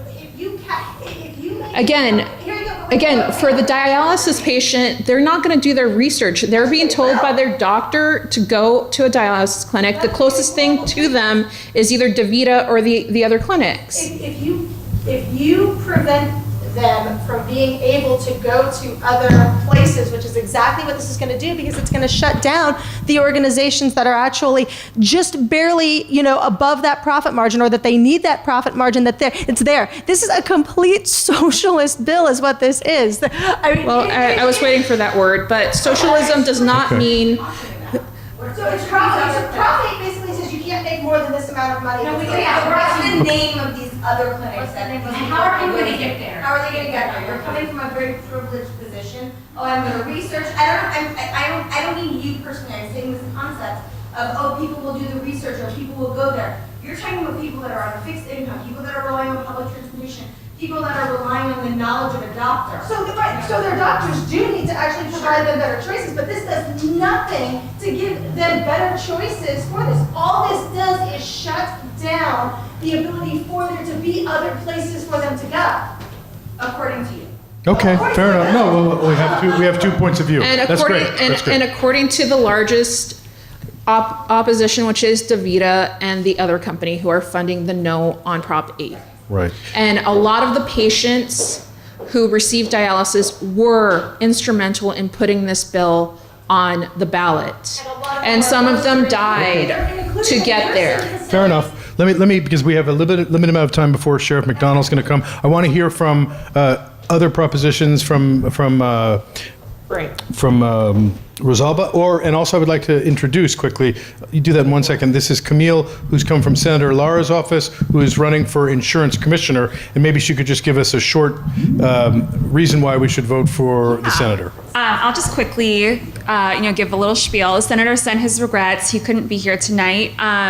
Senator Ricardo Lara is running for insurance commissioner. He's the current sitting senator from the 33rd District of California, which represents East LA and the Long Beach area. He is the son of immigrant parents. His mother was a seamstress. His father was a factory worker, born and raised in East Los Angeles. And he is, very excited. He's leaving his Senate seat 2 years early, excited to jump into this commissioner position. And some of the things he is going to focus on, really just protecting the consumers, protecting the constituents, especially with a lot of the federal government sort of rollback on consumer protections. That's one of the things he wants to focus on, protecting the Affordable Care Act. The Insurance Commissioner Office is also going to have to deal with a lot of the new insurance regulations with climate change. The fires in Santa Rosa. How do you now insure a home that was not in a fire zone, but these all burned down? How do you ensure that these people can get their lives back together? That's going to be one of his other main concerns. And the last one is bringing the Insurance Commissioner Office up to speed technologically. We're California, we're what some might consider the technological hub of the United States, and it's crazy that you still have to mail in some of your insurance claims and wait for a letter back, seeing if you're approved or denied. So sort of bringing that up to speed is one of the things he's also going to focus on. He's up and down the state right now, so apologies that he couldn't make it. We are excited for Election Day. We're excited to make history. If elected, he'd be the first statewide LGBT candidate in California. And that's about it. Open to any questions. Thank you guys for coming out on a Friday night and engaging civically. I'm sure you had a lot of other fun things you could be doing, but thanks for being here, and don't forget to vote on Tuesday. Thank you. Rosalba, do you want to pick it up? Any questions for the insurance commissioner? Go ahead. So in order to save some time, I just wanted to ask if there were any questions about any of the propositions that are on the ballot that you may have questions about, whether it's the position of the from the position of the Democratic Party. So I can quickly give you where we stand on some of these positions. So Prop 1, Prop 2, we are supporting. Proposition 1 and Proposition 2 go hand in hand. One is for veterans and one is for the mentally ill. H1 is a dedicated source of money that would be going towards rehabilitation and towards their housing. So getting homeless veterans and homeless mentally ill off, and basically taking away and making the county jail less of the mentally health institution, and trying to divert them over to resources that we know that are cheaper and are a success in making them better citizens in our community. Prop 3, the county took a no position on that bond, or it's a bond that would be going towards helping the agribusiness in the Central Valley basically make more money by basically saving some money on their responsibilities of getting water. Prop 4, we're in support. It's the money that would go to children's hospitals around the state of California and helping them renovate their facilities. Prop 5 and Prop 6, we are a no vote, or we're opposed, of course. And for those of you who haven't voted on Prop 6, I will ask that you think about all the projects that are slated to be part of the 2028 vision for LA City. A lot of that money is from that gas tax, all of those projects. And sincerely, I'm a San Fernando Valley girl, born and raised. The San Fernando Valley has been left behind when it comes to transit, when it comes to our highways. And all the other cities around LA County have received, are like 20 years ahead when it comes to those resources. And it would be a shame if we stay behind because you are afraid of this gas tax. We have not raised that gas tax in over 20 years. I'm 35, and I cannot believe that that's the case these days. And that money doesn't go far enough, but they're doing, and maintenance is definitely a need in the state of California, not just for our own services, but for our own economy. So I hope you take that into serious consideration as you go to the ballot on Tuesday. Prop 7, it's daylight savings time. The party is in support of it. Prop 8, we just had an interesting conversation about, and we are in definite support of that. Prop 10, rent control, we're in support of, and we can have an offline conversation about that. Prop 11 is a very misleading proposition. It was put on by the for-profit AMR company. They're a private company that has EMTs, and it's basically what I would call a steal from the EMTs type of steal from their paychecks, basically. So they're trying to exempt themselves from employment code and trying to steal from their employees. So that's basically who's supporting that bill, and why you're seeing all these cozy little, like, you're going up against the public defenders, but a lot of firefighters, a lot of are against that bill. So I hope you would go against that. And lastly, Prop 12, we're in support of. Okay, thank you both very much, all of you. Yeah, go ahead. No, I just had a quick question about Sure. Yes. If we don't repeal this, do we have to any future tax increases? Do those? Those would go, I mean, with Prop 13, as you know, it takes a 2/3 majority to do anything in the state, even increase taxes. And there hasn't been, even with a 2/3 majority in the Assembly and the State Senate, there hasn't been an appetite to increase taxes. When it comes to Prop 6, in terms of what it will actually do, I mean, you're seeing it right now. If you ever drive at night. Well, that wasn't the question. Yeah. It was about future increases. No future increases. And last March, or this past March, all the voters voted to lock up that money and ensure that it only goes to transit projects, whether it's transportation and building out the Gold Line or building out the Red Line here, or building the Orange Line and making those improvements. That is the money that we are using to fast forward those as quickly as possible. Does some of that money go to the bullet train? No, the bullet train is a slightly different venture. And I mean, given the number of lawsuits that it's faced, the expense has just grown because of how long we've had to wait to actually make it happen. And that's something separate. Yes, sir. But I'm trying to reconcile LA County Democratic Party with Senator Hertzberg, who was here and told us how fiscally great California is, except for the pension issue. We have multiple rainy day funds, which Right. intended would help you. Why do we have the first 4 ballot initiatives that are asking us for more money if California? Some of it is not asking you for more money. For instance, Prop 2, which is the mental health, for diverting the money for mentally ill homeless. We passed Prop 36, which raised a healthy amount of money for mental health issues, but it didn't go to the housing.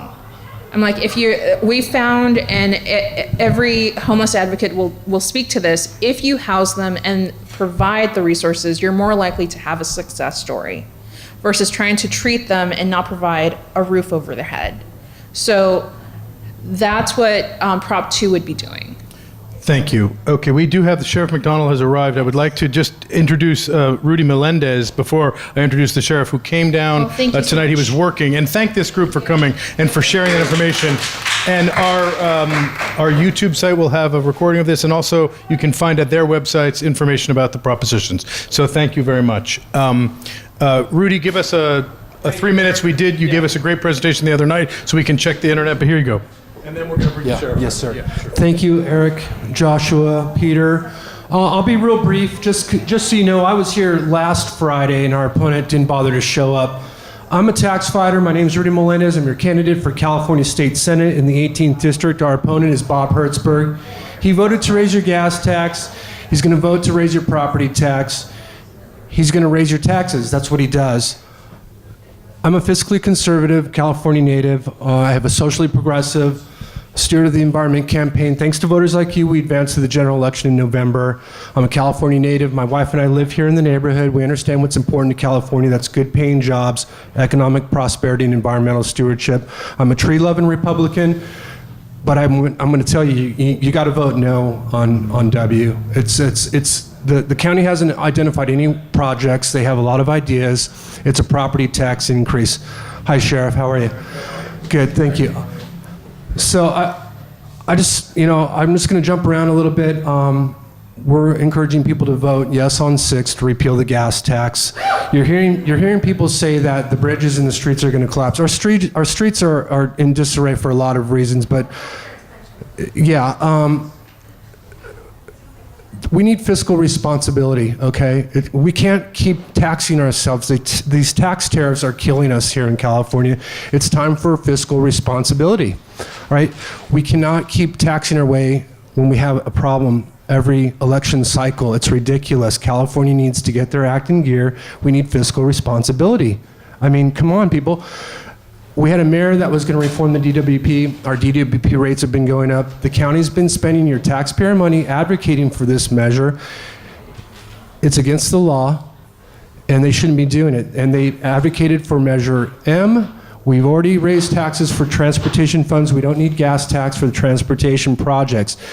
Gas tax should go to repair the roads and keep our roads safe and clean. That's not what we have here in Southern California. If you drive down any freeway in LA County, you'll see that they're blighted in litter, garbage, and trash. The county wants to clean our storm drains, but they can't keep the storm drains unclogged. We have filthy streets, dirty bus stops, dirty freeways. It's time that we bring accountability back to the 18th district. Please consider finding me on your ballot. My name is Rudy Molina. I'm your candidate for California State Senate in the 18th District. Thank you very much.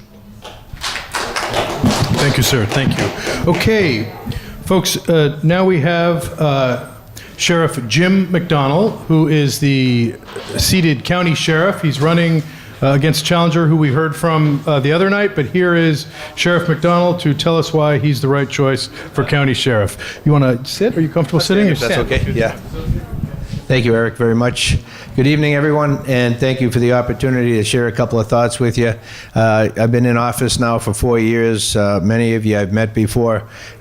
Just for background, for those I haven't, I grew up in Boston, came out here to join the LAPD back in 1981, spent 29 years with the LAPD, left as First Assistant Chief, went to Long Beach as Chief of Police, ran for Sheriff 4 years ago, and have been in that spot since. Went into a troubled organization, one that had just been through the biggest scandal in its history. The jails were a focal point of much of that. My goals were threefold. Go in there and be able to restore the reputation of the department in the policing world, to be able to restore the shine to the badge for the people in the organization, and most importantly, to be able to restore public trust with the communities that we serve, the 10+ million people throughout the county. I look back on 4 years and I feel that we have substantially done that. You can never check the box and say that it's accomplished because we're always a work in progress, but I feel like we've made great strides. On the jail, the issues of corruption, brutality, and pay to play and the things we saw in the jail are remarkably gone. I had a briefing yesterday from the Federal Monitor team and their observations, and they said that they have seen a sea change in 4 years. The attitudes in our department have changed dramatically, and when they talk with inmates, the inmates say that they are treated with respect. The use of force is no longer an issue, and I look at that and I validate that by walking through the jails myself. I get approached by inmates who come up to me with nothing to gain, and they say, hey, I've been in and out of here my whole adult life, and I have never been treated this way before. I feel like people here care about me and want me to be better when I leave than when I came in here. That's unbelievable from where we were, to be very honest. And so I look at the population of the jail. We have 17,000 people in custody on any given day. 32% of that population are seriously mentally ill. We are the largest mental health institution in America, and we shouldn't be one at all. So every chance I get to lobby for community-based mental health care care and treatment, I try to do that. We have been the default, let them go to jail kind of attitude. That's not the place. It's not humane, and it's not cost effective for any of us. So we need to treat people differently than we have in that regard, and we're working toward that end. We have given our people the tools, crisis intervention training, and we put MET teams out there. LAPD has them as well, which pairs up a deputy with a mental health clinician. The difference in response, having the right people with the right tools, is remarkable. And so when we send a MET team out, the person that we deal with in a mental health crisis, 95+% of the time, they go to treatment, not to jail. And that's a remarkable success rate, and we want to be able to continue to replicate that and spread that throughout the county. And so as we move forward, we have a number of major challenges, but I look at our crime rates, they were up in 15 and 16, trending down in 17. We were down in every crime category except burglary, which was flat. And then this year we're trending down in both violent and property crime in the area handled by the Sheriff's Department. Counterterrorism, we have streamlined our operation and have a robust counterterrorism operation, working very closely with our federal partners, state, local, the LAPD included. And, we're able to do a lot with a few because we leverage the resources of each other. I began a human trafficking bureau focused on children who were involved in this in the end of 2015. Since that time, we have rescued just under 300 young people from the life and arrested over 1,400 people for pimping, pandering, drug offenses, gun offenses, and other offenses, holding them accountable. We have a three-pronged approach. Rescue the person, the victim, get them out, get them help, get them psychological counseling, get them back into school. And I say that because the average age for a young person to be involved in trafficking is 12 to 14. These are very vulnerable victims. 70% of them come from the foster care system. Kids who have been abused since the earliest age, again, very vulnerable. We focus our efforts to try and rescue them. So number one, rescue the kid. Number two, go after the pimp and the trafficker with everything that we have under the law. And we have made remarkable strides in getting the word out on the street that that's not tolerated in Los Angeles County. We do sting operations almost every night, and we're holding people accountable for what they're doing. And number three, the demand side. When we think about somebody, a John, as they call him, that person out there, these individuals we're talking about are on the web looking for an 11-year-old girl. We're holding them accountable for what they're doing. If that's either statutory rape, conspiracy to commit child molestation, or a variety of other charges. We take it where the law allows us to take it, but we're setting the tone very clearly that we don't tolerate that.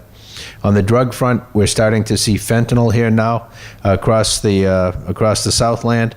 Big problem back east for now the last 8 to 10 years. It is, anybody familiar with it? Yeah, okay, everybody is. Right, yeah. So it's 50 to 100 times stronger than a dose of morphine.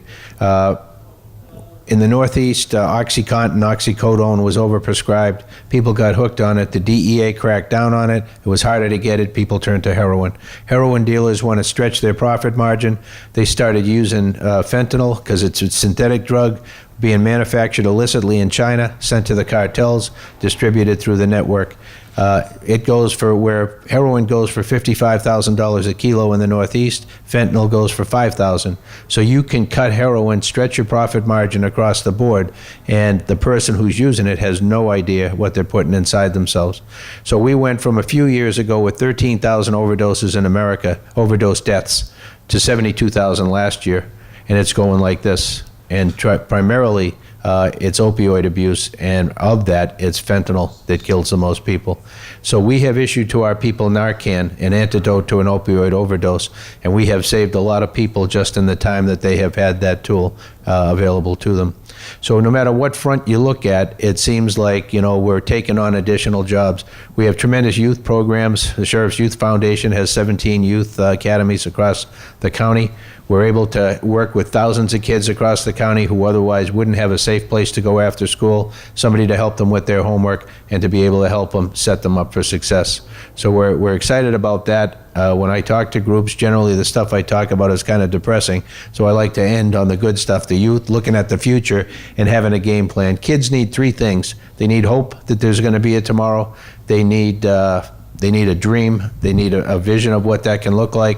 and they need a game plan on how to get there. So we do our best with the mentoring program to try and give those 3 things to our young people, and we've had pretty good success. In looking back on 4 years, a report card, crime is going in the right direction, risk management issues are going in the right direction, lawsuits are trending down, deputy-involved shootings are trending down, and so all of the things, again, that you're looking for in a well-running organization, right now we feel like we're doing pretty well.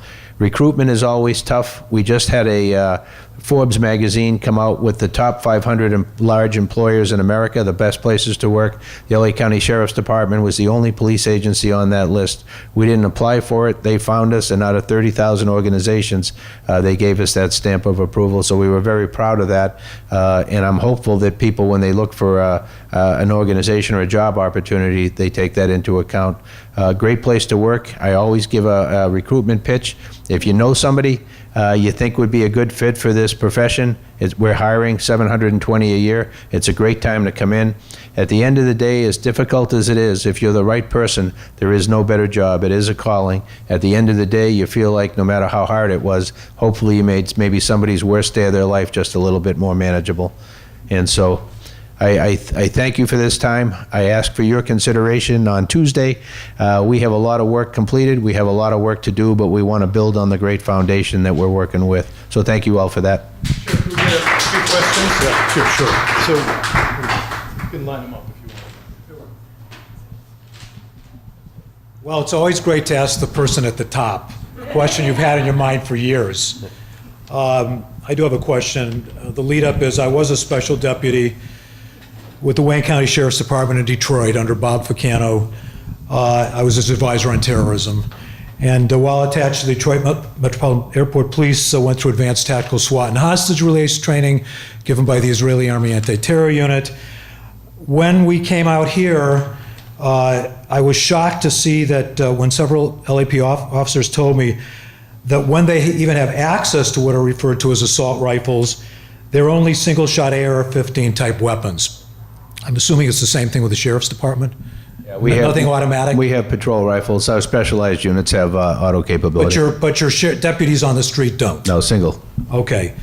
So I think it's safe to say that it's possible the first law enforcement on the scene of a shooter incident, which might, for example, include a terrorist attack on a local mall, over here at Riverside, will not be a SWAT team, but rather would be sheriff's deputies, okay, or LAPD. Let's say your guys. Yeah. That means that those first responders could be facing shooters with rapid-fire assault rifles, such as the shooter in Vegas that used a bump stock to turn it into a rapid-fire weapon, leaving your officers outgunned. Very dangerous for them and the public they are there to protect. Enlighten me. Are you okay with that, single-shot weapons for your regular deputies? Or if not, what are you going to do to change that? No, I'm very comfortable with single-shot rifle capability. The shot placement is a critical issue. To be spraying bullets around for patrol deputies is not the right thing to do. You're going to go through a magazine with 30 rounds in a second and a half if you're spraying. Then you've got to reload. You're at a tactical disadvantage while you're doing that. So yeah, judicial placement. They have to account for every shot they make. And so I want to be able to ensure that they can do that. And with the fully auto, that's a whole different ballgame. The fact that we have rifles today, I think, is tremendous. You don't see that everywhere, many places, and here, including in years past, they had the sidearm and they had a shotgun, and that was it. This says the North Hollywood shootout is really what changed the perspective here locally on that, having the capability to respond to someone with a long gun. But even with training and proper use, I should say judicial use of an automatic weapon, you still wouldn't be... For patrol deputies, I would stay with single shot, yeah. Thank you. Yeah, ma'am?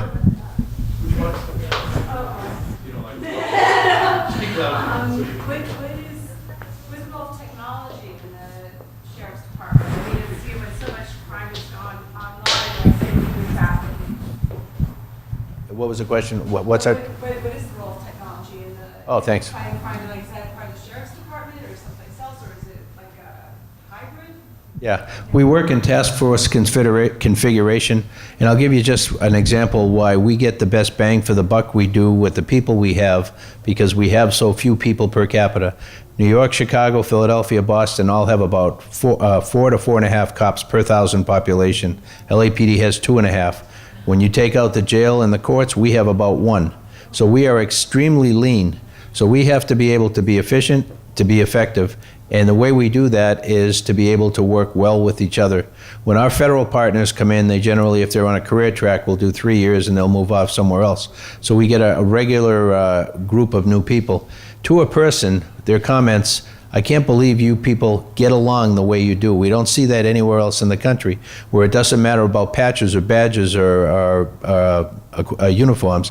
It's everybody with a common mission, and we work very hard at that, to leave the egos at the door, come in, we know what each other's capabilities are, we know what weaknesses are, so we can work around that, and we use the resources that each other bring to the table, federal, state, and local partners, and I'm very proud of that, but it takes a lot of work to be able to maintain that. On the technology front, we never have the ability to be able to stay ahead of the game. You know, it's coming out, and people, for everything that is so great, people will find a negative use for it, a way to hurt someone else. And so you think about the cyber world. While we're sitting here, there could be someone half a world away stealing everything we have, you know, in the bank. And our ability to be able to find them, or certainly to prosecute them, potentially could be, you know, minuscule. And so tremendous challenges in that regard. We really don't even know how big a problem cyber theft is, because if you were to be ripped off tonight, somebody use your credit card, you call the credit card company, they make it right, they write it off. Same with the bank. So they don't report it as a crime. So we don't know how big the scale of the problem is. And so we know that it's growing exponentially. We know that there are crime groups out there that's their focus. We know that the gang problem in Los Angeles has decreased dramatically. In 1993, I'd say there were probably just under 1,200 murders in the city of LA. At the end of this year, there'll probably be in the neighborhood of 260. Tremendous. Nobody talks about that. But yet we're in a great place today compared to where we were not too long ago. But yet, why is that? Because there are still gangs. They have become more sophisticated. I would take some credit for the police agencies that we have gotten smarter in the way we deal with gangs, but also they have become more sophisticated. They're involved in sex trafficking, cybercrime, fraud, all of these other things that bring in the money, but without the high visibility of drive-by shootings and drug dealing and that kind of thing. Yeah, so really we do what we can with what we have, but we use our partners to the best of our advantage. Yeah, thanks. Sir, one. Hi, Paul Dorigo. Paul. Nice to meet you. Pleasure. The understanding of credit card crimes, does that really fall into your jurisdiction though? Because isn't that in the federal scope of banking laws? Now, if somebody's ripped off in Studio City, it would be, they'd make a report local, and if they can work it here, some they can, some they would have to defer. A lot of it is done by the credit card companies and their own investigators. So, okay, and do you feel that in the jails for rehabilitating individuals, segue question? Yeah. I have friends who work in the jails, the sheriff's jails. The way that you were saying before about how you've improved the way people are treated and respected, is there the pressures from the unions, I don't know if that affects you or not, like to have certain policies to go through to maintain certain ideas of laws to keep people in jail. Do you feel that there's a way to mitigate, to really transform the way people, so it's not like they're coming out of gladiator school, that they are actually given, the ones who can learn and will learn. Is there new programs for that? On an ontological view, the psychology view part of it, is that being developed? Yeah, we have, you'd be surprised at how many programs we have in our jails to be able to provide job training, anger management, alcohol and drug addiction prevention for when they get out. We have trades that people learn. We have a limited number of people learning welding. We have other people learning things like bicycle repair and dog grooming and things like that. Something that, it's not a profession, but it's going to give you an opportunity for a job when you get out. And then we want to work more closely moving forward with the unions to be able trade unions to be able to set people up so that they have a job when they get out, give them whatever training we can. The challenge we face with the legislative mandates we have with AB 109, Prop 47, and Prop 57, what that has done is it has changed, AB 109 changed the inmate population of the jails from a county jail population to more like a state prison population. So a lot of the people that previously would have been eligible for programming are now committing violent crimes, which eliminate them from those programs. Right, because the violent crime because they'll end up usurps that provision. So that's a challenge for us right there, because the number of people we have in custody now for misdemeanors is very, very small, and most of them are pretty serious crimes. And so that has taken down the number of eligibles that can get into these programs. But for those who can, we have a wide array of programs. As long as their behavior dictates that they can stay in them, there's opportunities for people to do that. I guess the last thing I'd like to ask is that with the gang population in the jails, the ones who actually go out and hunt and kill each other, do you think it would be viable that if we added a law that said if you kill somebody in jail, automatic death penalty? Would that help? Because they hunt people, they go and they systematically kill. I don't think it would, to be honest with you, because many of the people we're dealing with, they're not rational. They're not, for you or I, that would be a tremendous disincentive. Right. But for many of these individuals, it's not. You'll think they'll go along like I don't care, they're going to kill me, so I'll die. A lot of them have a different worldview of, life is not as precious to them as it might be to one of us. So if their motivation will be different. You look at the guy who just killed Whitey Bulger back in the federal penitentiary in Kentucky, wherever it was. He was in there 12 hours, and this guy came in and brutally killed him. Yeah. And no second thoughts on that. He's in there for murder already. Yeah. Life sentence. And but I guess I don't mean to take up all the time, but the problem is the balance of civility. Now you've got another dead person killed by a person. Yeah. Where does it end?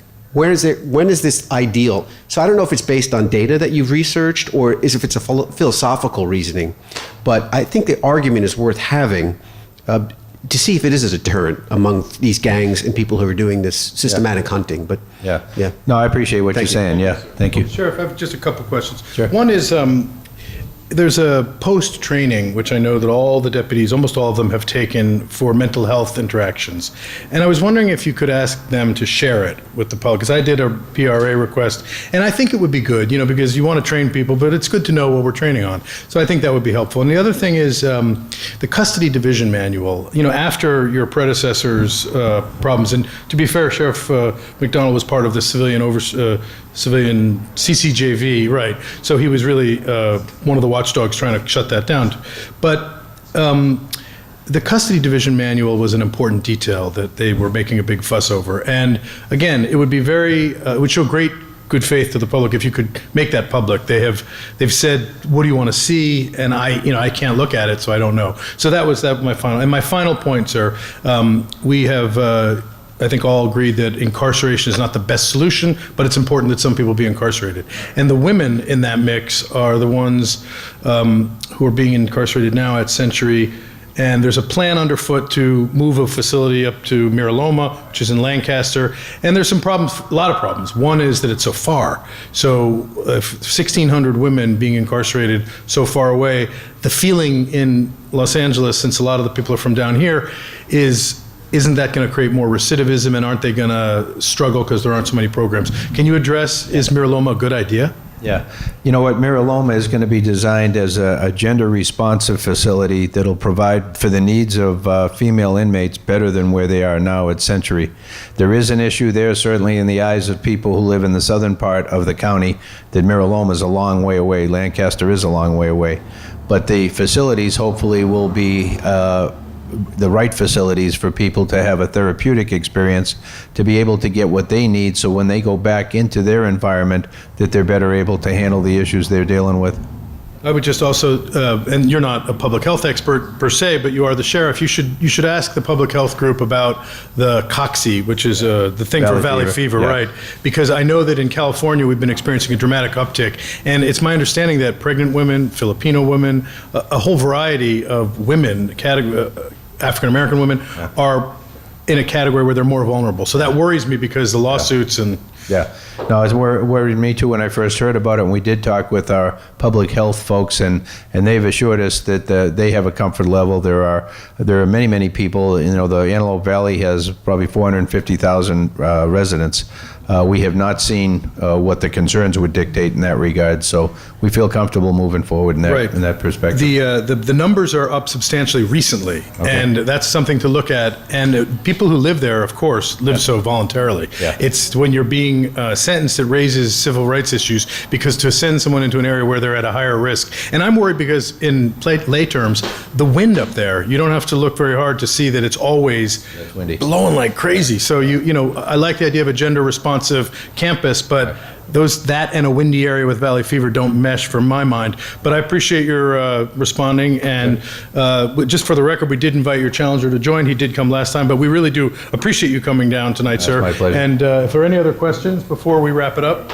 Sure. Victoria, do you want to scream? Where do we have to move so we can be in the county, not the city? Where do you have to move?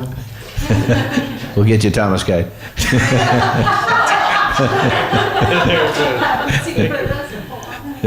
Thanks. Thank you, Sheriff. Oh, my pleasure. Did you have one? Yeah, I just had a quick question, if you don't mind. I know that your ability to work with this is affected a lot by legislation, and this comes from the state, but I was wondering if you could just talk to us a little bit about what the Sheriff's Department in Los Angeles is doing to combat the opioid crisis and work with the state on it, because it has become widespread in the last couple of years. I've lost several friends to it in the past decade. But also, you know, it seems to affect crime. I've lived in this neighborhood for 20 years. In the first 15, my car was broken into once, and it's happened 7 times in the last 4. But they're not stealing the stereo or the speakers. They're stealing little things that they can, you know, $5 items or, you know, your bag of change. So it's, you know, it affects me in that sense, but it's also affecting, you know, a lot of people that need help and aren't necessarily criminals in that sense. And I know being on the first, you're on the front lines of it, you know, and it's not really something that you can necessarily handle on your own. So I was just curious how you guys are working with the state of California to create programs and address this to, you know, this massive issue. No, thanks. I don't know that it's as much tied to the opioid crisis other than drug users are stealing to support their habit in general terms.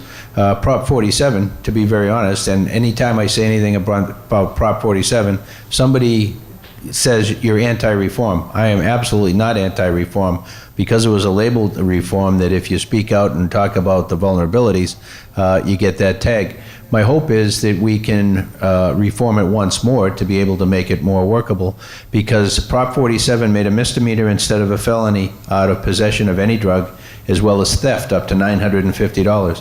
What that means in practical terms, if you get caught, you get a citation, not once, but every time for either one of those two things. So if you have a drug addiction problem, you're going to have drugs on you, you're going to be stealing potentially to support that habit, and this kind of perpetuates that cycle without any consequence. And so the challenge there is, how many times is reasonable to give a second chance, because it's unlimited at this point right now. And so what we see is that people come out of jail and they're in the streets, and sadly, the people who are addicted to drugs, many of them are very conversant with Prop 47, and they will tell you that, I don't want to be an addict. I want to live like you. I want to have a family. I want to work. I want to do this stuff, but I'm addicted. And previously, if I was threatened with going to jail or prison, eventually I might take treatment as an option. Now you've taken that off the table, and I can't get into treatment because of my sickness. And so the people we said we were trying to help, ultimately we're really not helping them. And we've taken away that leverage to be able to get them into treatment, you know, which at some point we hope would be successful. So we need to re-examine that, because the unintended consequences are significant for the people who are out there on the streets.